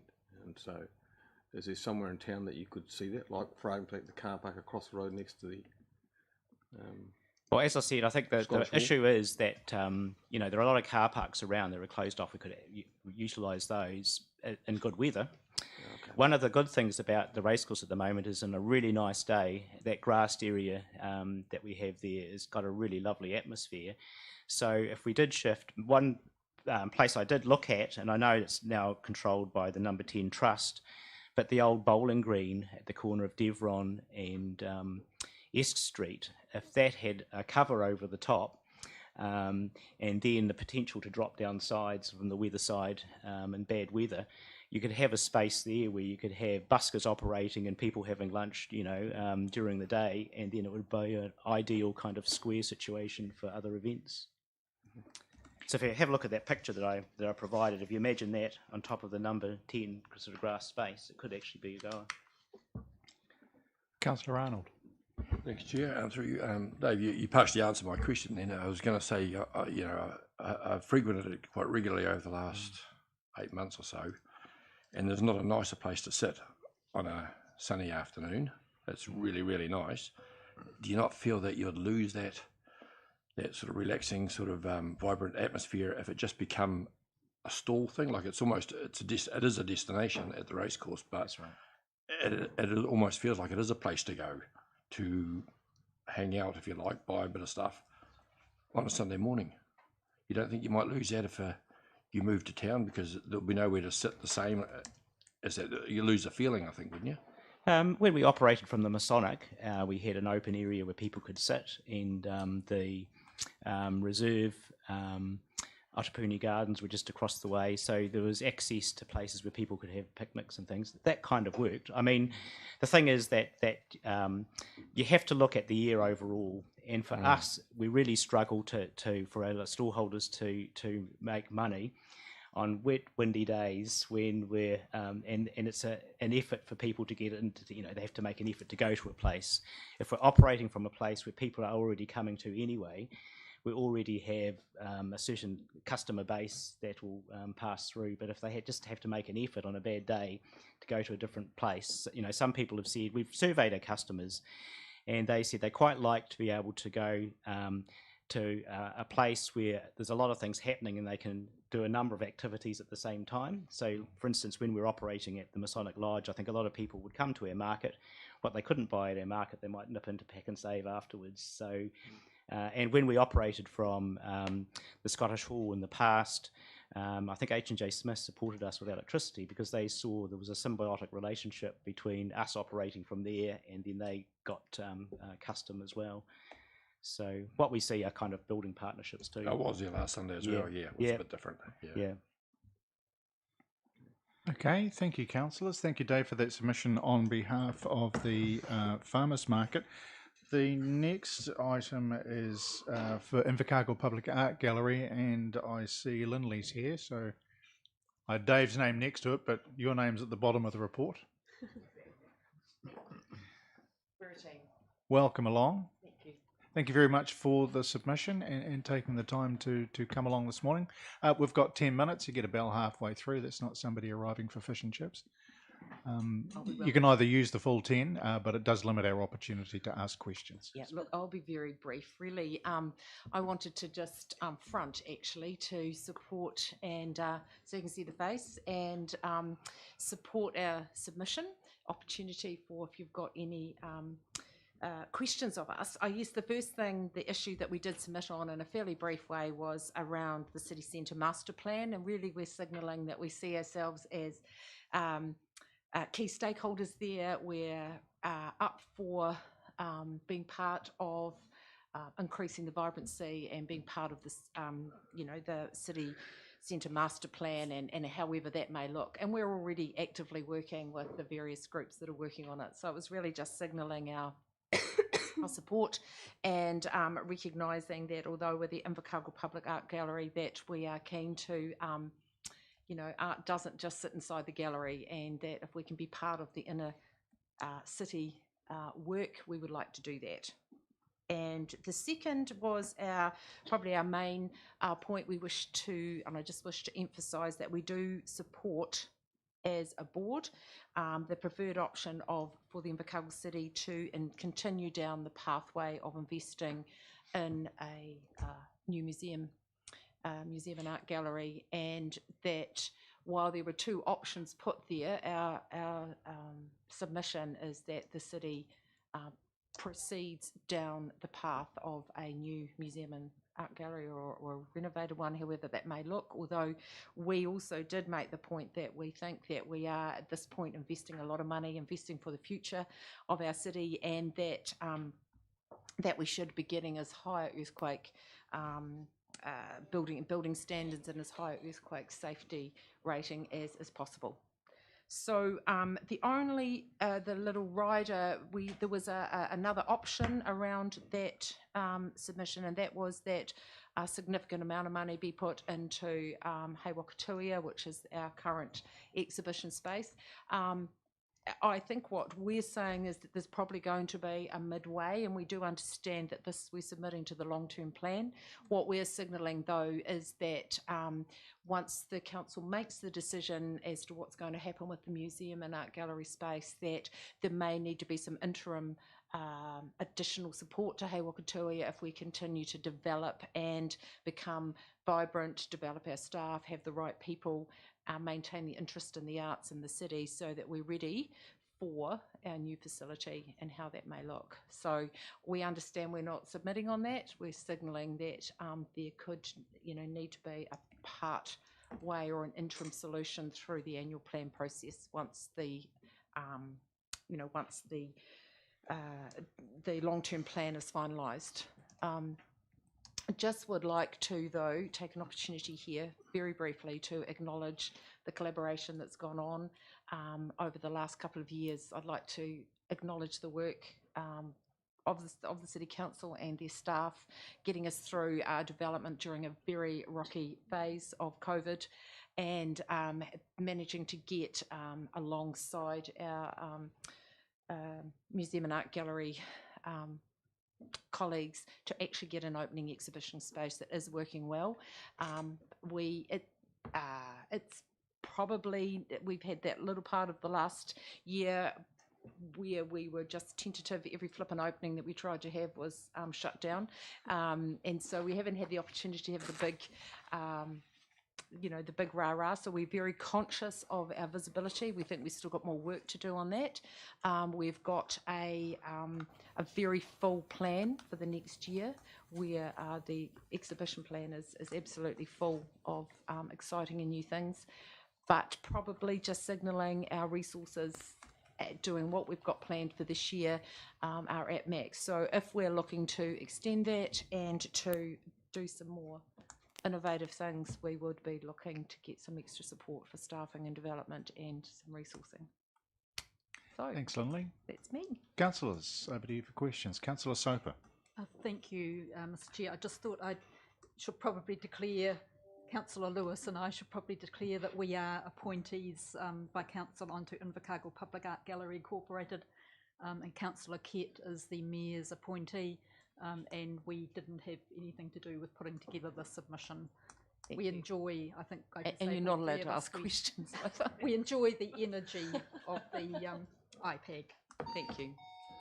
Thank you. We've certainly had a lot of, hard to believe, but we've certainly had a lot of fun, and it's been a lot of enthusiasm, and it's been great to be part of something really positive at a time when I think all of us struggled, didn't we? And we are conscious of visitor numbers and really working hard on improving visitor numbers. So we've already increased our days, opening days and length of days, and tried some flexible things around days. I think I was just reading something this morning, actually, just talking about engaging all New Zealanders back in the arts and culture. And I think we need to look at our demographic and work really hard, because I work in the aged care sector, and I think there's still quite a number of our citizens and our people that are still a little bit anxious about getting out and about and coming into things they might have previously enjoyed. So we're very conscious of that. Thank you. Thanks, Lindley, and thanks for your submission and coming along to speak to it this morning. Thank you. No other questions? Oh, sorry, Councillor Clark. Yeah, thank you, Chair. Lindley, just one issue on the issue that you raised about the new building standard. You prefer the strengthening to go up to 100%. It's my understanding that to get an existing building up to 100% is nigh on impossible, and the cost is astronomical. So, given that, and given the questions that Councillor Potton just asked previous submitters on the museum, is that a factor for you that would tip you towards more towards a new museum as opposed to a refurbishment of an existing well, museum? I mean, look, I'm not an engineer, but I'm not No. silly either. So I think that that in my view, I mean, I haven't heard those other questions. I wasn't here for that, but it did seem to me that we should be really future-proofing as we go forward and see if we can. And I understand the council have already made, partway down that process, but I guess we're just saying, as we get into the planning and the real detail, that if there's a chance to review that, you may decide to, and we would have our support to do that. Thank you. Thanks, Lindley. Okay. Yep. Thank you. Selwyn, thanks for waiting patiently.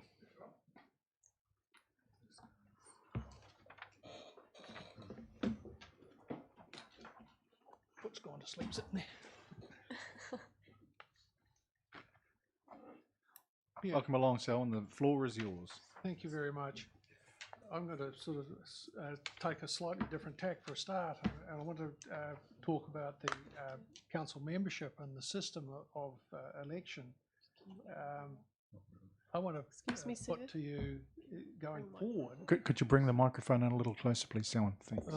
Going forward, that you look going back to the ward system. We used to have Bush Ward, Community Board, the Bluff Board, and then the rest of the city. Over time, the Bush and the Ototara Board were discontinued, but Bluff is still there. And I just saying that you could cut council down to 8 plus mayor if you went to a ward system. Ward system, I'm a great believer in it. It gives a great diversity around the table and really a better representation from the ratepayers. And when I say you can go to 8, north, east, west, south, Bluff, centre city and a couple of internal city, you could quite easily represent the community very well with that smaller number around this table. The roadmap, I looked at that, I thought, man alive, what a dream list this is. You know, it's massive, they're all good causes, but let's face it, you've spent a lot of money in the centre city at this stage, and it's time probably to take 2 steps back, let the centre city development finish and be up and running before you start going into other big spending items. Because every big item you build in the city is going to require maintenance, not now, but in 50, 60 years' time. So it's not just building, it's maintaining what has already been built. And we see that with the stadium. Now the rating increase, 7%, I believe the community is struggling out there, and you've got to listen to them. And you know, you've got to try and bring that down to at least under 5%. I know it was quite low through the COVID, so otherwise I would have been saying 3%. But you know, you've just got to take into consideration of the general population that's trying to survive in a very harsh situation at this point of time. Oh, I just lost myself in here. Oh, where'd it go? Sorry.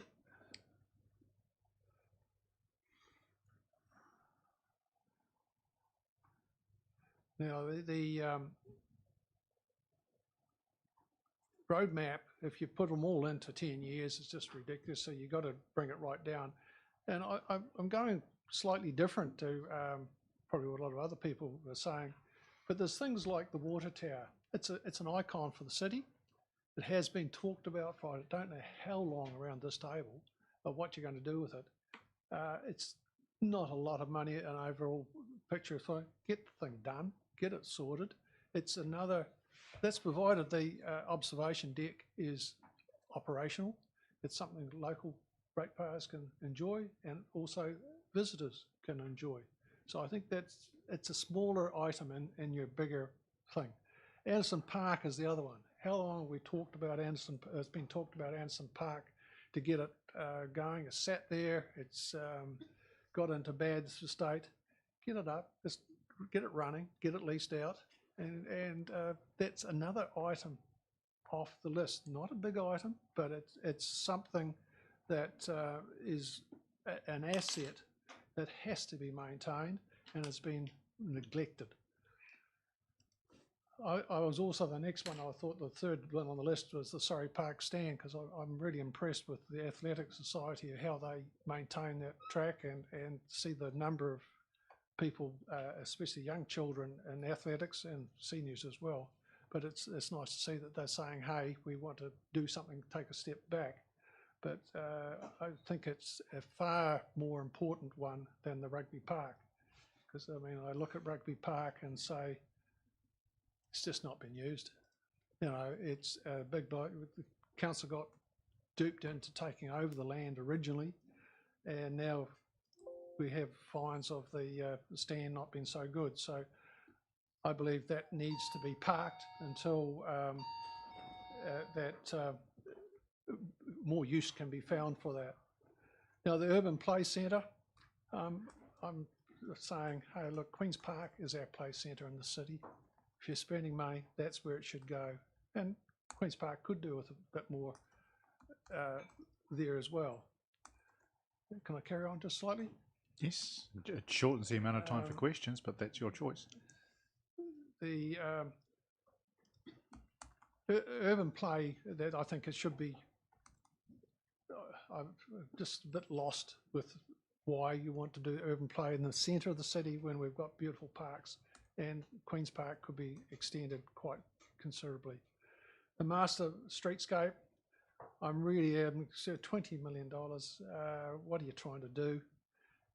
You've got to tidy up around the new city centre block, that's fine, do that. Put $5 million into there, but spending a whole lot of money in the centre city at this time on roading and footpaths and all the rest of it, it's going to take 5 years for traffic flows, footpath use to settle down once the new block is up and operating. So give it time to settle before you start doing other alterations to within the city. Now the big one with the museum, I believe it's the hot potato, I suppose, these days, is get it up and running as least money possible just to get it earthquake proofed, but at the same time put some money aside for the long-term plan of taking the community with you. Are you going to eventually demolish it and build a purpose-built interactive type museum, which I think you should do, but not now, not probably in this 10 years, maybe at the end of the next 20 years, you'll have something that to be really city could be worthwhile. But put the money aside for concept design and public input so that you take everyone on board with you when it happens. I think really all the rest of the things that are on the long-term plan, leave them over there to the next plan, because you've got one heck of a lot of things happening in this city and things are changing. I noticed that online shopping's gone up 37%, so things are going to change dramatically in this 10 years cycle. So be prudent, take 2 steps back. And I know there's people saying, I want to get this built and I want to get that built. It's not what I want to do, it's what the general public need to survive. And we're all surviving quite nicely, thank you, at the moment. So, it is nice to haves, not need to haves. So I thank you for your time. Thanks, Selwyn. I hope your initial comments about the ward system you've also passed on to the representation review, which is running at the moment. No, I have not. When I left council, I said I didn't want to come back here. But once I saw the road plan, I thought, I've got to step up and say something anyway. Thanks. The chair of the review committee is here, and your feedback is noted. Yeah. In your submission, Selwyn, you talk about our rate of borrowing, which I can assure you is not ego-driven. No. Just to show that I did read it. Do you not feel that for projects where the benefits are intergenerational, that these are long-term projects, that the cost of it should be spread over a greater period rather than in one hit in order to not borrow money? I totally agree. But once you start getting your rate indebtedness, which you're looking at going up to 200%, I'm saying, woo. I can't run a business with a debt value like that. I can't run my own private life with a debt, anything like that. And a council shouldn't be no different. That's what I'm saying. Just keep that debt level, spread it, but do a project, do it well. I'm not against that. I'm not against spending multi-million dollars on a good project, but do it once, but only one at a time, not a whole lot of things at a time. Some of the small things like the tower, that is small change really. Okay, thank you. Councillors, questions? Councillor Scalp. Thank you, through you, Chair. Thanks, Selwyn. Are you saying regarding the ward system that 8 are more effective than 12? I believe if it's a ward system, yes. At the moment it's 12 voted at large, but at ward you're getting someone that's normally would be known in that community, like a Bluff person, that people will know who they're voting for and who they are and what they stand for, and the same is spread around. I think it's more representation. Councillor, sorry. Oh, sorry. There was 3 parts to that, sorry. Well, we are running over time now. We'll flag. Good. I was going to say, Councillor Crackett, is yours a brief question because It's- we've got another meeting coming up shortly. Yeah. It could be quite brief depending on the answer. I'll do it. I promise. My question was, you've stated that the roadmap to renewal, the amount of projects that we have in there is quite ambitious. You're not wrong. Normally, this council has undertaken projects of considerably less. Question. Yeah, the question, sorry, is what out of that list would you prioritise? You could give me just 2 projects that you think are most important rather than a long answer. Yeah, I just the water tower, the Anderson's Park. And what did I say? The other one. No, whatever. Another one. Yeah. Water tower. Yeah. The water tower. Yeah. Water tower and Anderson's house. Yeah, those are the two. You know, they're pretty small and other thing. But if you're going to pick one, get it I'd off. rather you get rid of some of like the play thing around the city, those bigger ones, and do one. Sure. Yeah. Thank you. Righto. Thanks, Helen. Thank you. Appreciate your submission and for coming along this morning. Valerie, welcome back.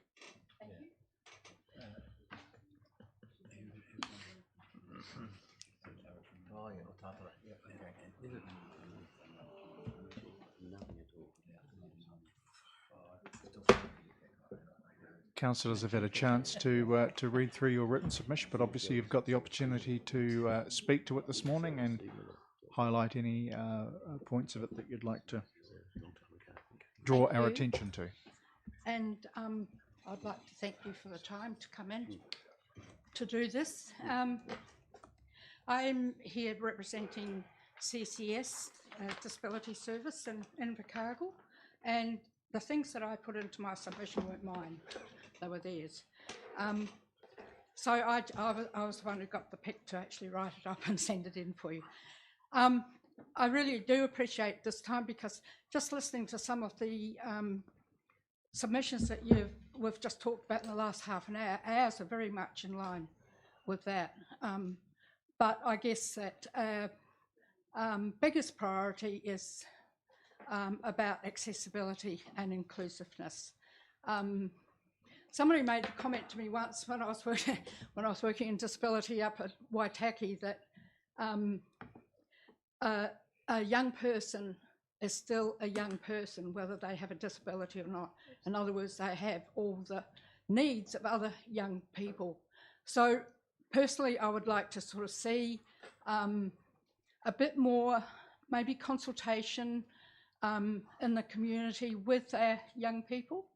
I chose to come here to live 2 years ago after having spent 20 years in Alice Springs. And what attracted us to Invercargill was first of all, it was SOT for my daughter and the schools for my granddaughter and also the other things. And we've discovered so much in Invercargill over the last 2 years in terms of play area, pardon me, play areas and things like that. We think it's absolutely a fantastic place to live. So I'd like to thank you all for that. Sorry, I'm quite nervous. That's quite all right, Valerie. You're quite safe behind that table. We won't bite. You think so? You'll see us coming. Mm. But also listening to some of those other submissions, it really brought home to me that there are a lot of commonalities in them. The play areas, I'll just go through some of the comments I made in my submission that sort of backs that up a little bit. So the city centre, we talked about gathering places for people, and in the document it said streets are for people. Yes, streets are for people, but there are lots of things around that as well in terms of people with disabilities. It's about that access, we talked about that with public transport. It's also about having a destination, but how do you get there and how do you get home again if you've got a disability? Those sorts of things. So it's all very well. Previous speaker talked about, or I think one of the councillors talked about having sort of like a play area or urban play area in the middle of the city. But I like the way that it's all set out now. We've got 3 play areas within a block of our home. You can't beat that. And we're just so grateful for those sorts of opportunities here, and believe that, if we can get it right for one person or one young person with a disability, you can get it right for everybody else, or most other people. Well, probably a bit too grand statement there, but yes, if you look at, so what does a person with a disability do in this space? What do they do? How do they get around it? Is it lawn? People with disabilities don't just all sit in wheelchairs either. And I think when we see the disability sign that shows a wheelchair, we tend to forget that sometimes, that it's not just people in wheelchairs. It's a lot of other people. One of my colleagues on the local area committee talks about having a different ability, not a disability, a different ability. And that's so true too. So, but yes, so the play areas, we talked also about the market area, and you've already had that comment from a couple of people this morning. I won't go over that again because we just agree with that. We agree with things like the museum and Queen's Gardens all sort of being in one sort of huge area, because again, for us it's about accessibility and all being able to come in together, have family time together, have that sort of space where you can have the markets, for example. You've got that ready access from one to the other. And we thought the same about the sports ground as well. Yeah, okay. About the sports grounds as well. That's only the halfway point, Valerie, don't you? Yeah, that's right. About having multi events held around the city so that they were all sort of utilised together and came together to work together. What else?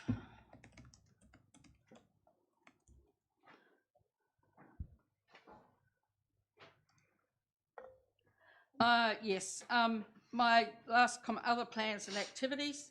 I talked about council to have the ability to undertake research and development opportunities in association with SIT, and having been involved with both district council and politics in the past, that whole research and development area where everybody's working together. And as I said, I've only been here 2 years, you may be already doing it, but I think it's a really fantastic opportunity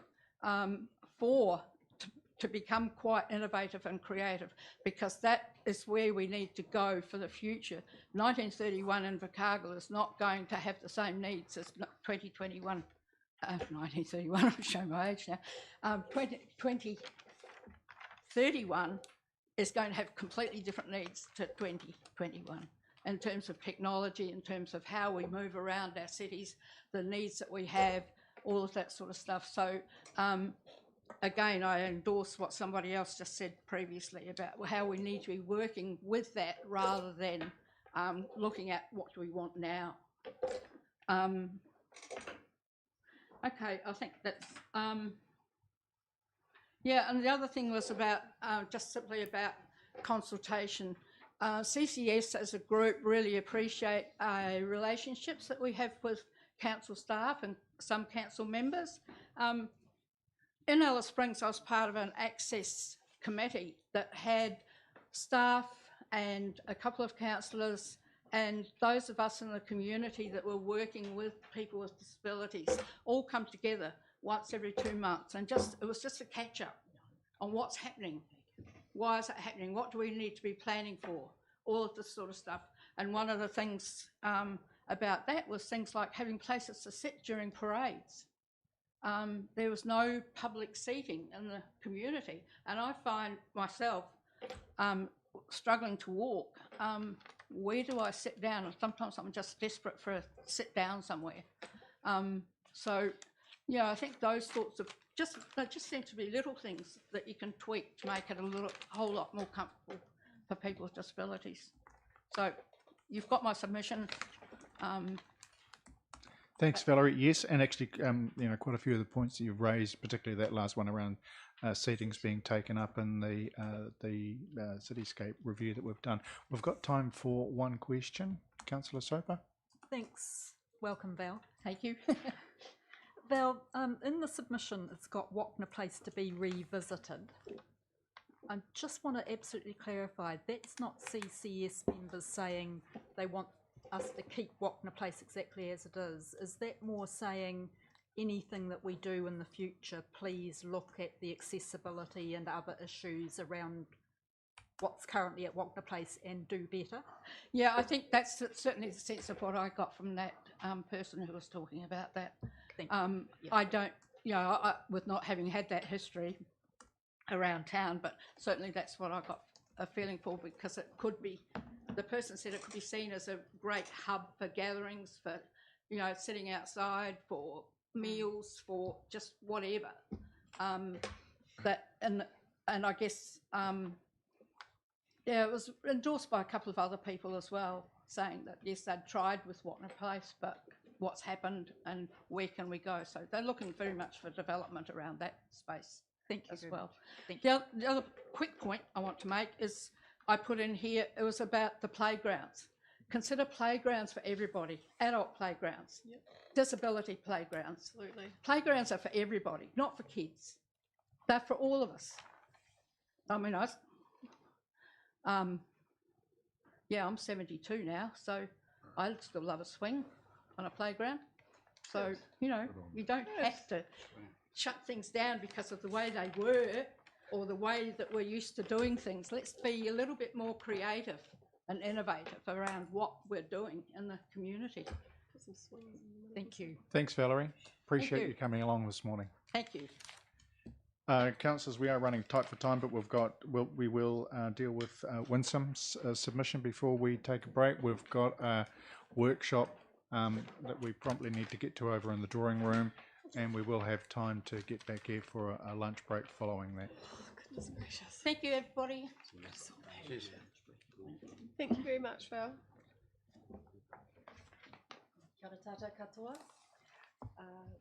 Ko Winsome Aroha Huingwa. I just want to honour the Mayor, Tim, and all of you, the kaitiaki of Murihiku and this area. My mother's side come from this area all the way back.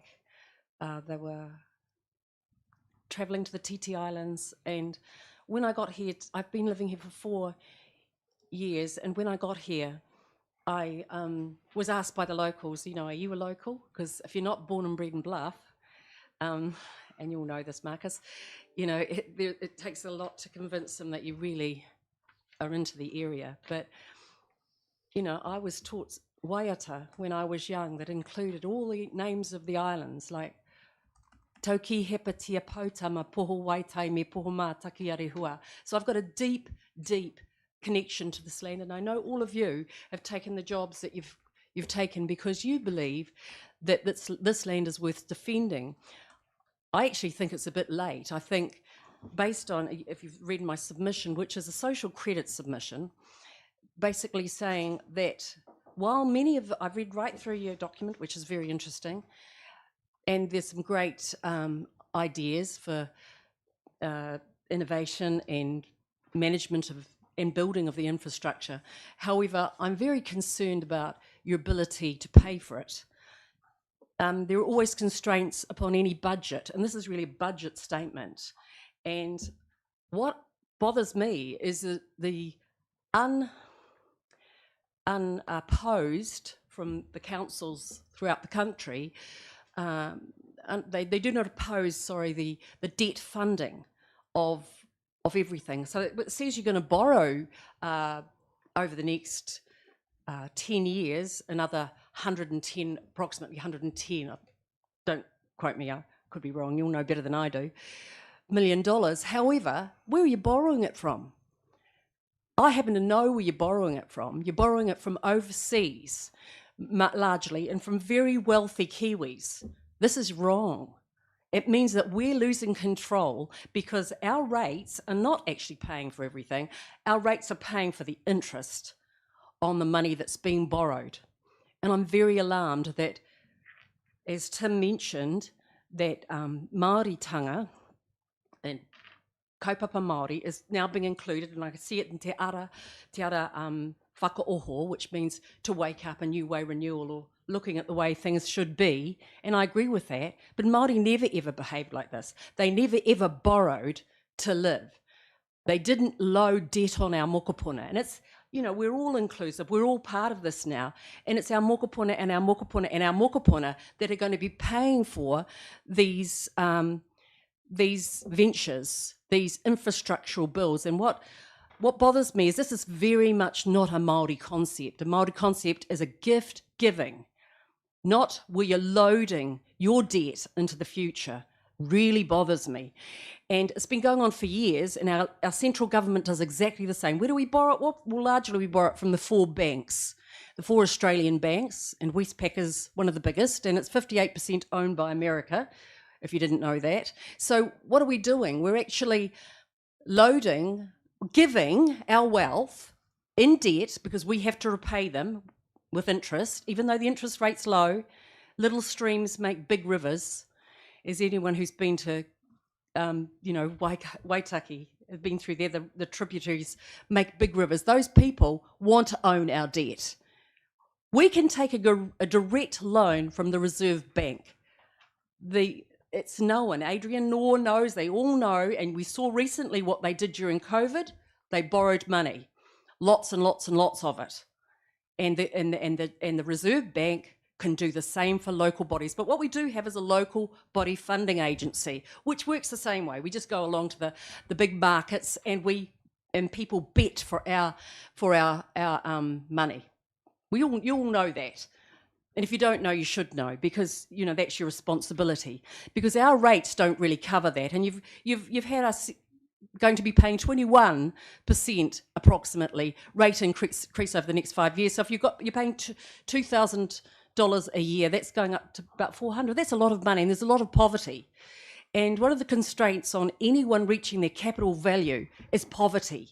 And I've been talking to lots of people in this town because I've not been working for the last year, and it's given me an opportunity to talk to people. And it was interesting that Valerie mentioned the fact that people who have got disabilities are restricted, and you're planning to block off some of the streets. Well, I've had a broken ankle this year, and it's been very interesting having to haul yourself around. And when you're not so young, it's, we all have to we have to think about not so much those who are able-bodied, but some of us aren't spring chickens anymore, and you've got to think of that. So largely what I'm saying, you mentioned about the river, the 3 waters. Tim, you said that you're going to be giving to the government, because apparently they've given the local bodies a bribe of about something like $500 million, which is a sort of gagging clause, which basically says that you're going to go along with a mandate to privatise our water. Already they're putting fluoride in it, and whether you're not aware of it, whether you're aware of it or not, out of 195 countries, New Zealand is one of 11 that fluoridates more than half of the water. These are unelected people they're wanting to say. They've got no commitment to us. We're committed to this. We come here, most of us are ratepayers, I'm sure we are. And if we haven't got whakapapa commitment to this tūranga waiwai, we've certainly got commitment, because you wouldn't have taken this role unless you were committed. Now, they're wanting to fluoridate and privatise our water throughout the country. So who's going to have ownership and who's going to have management?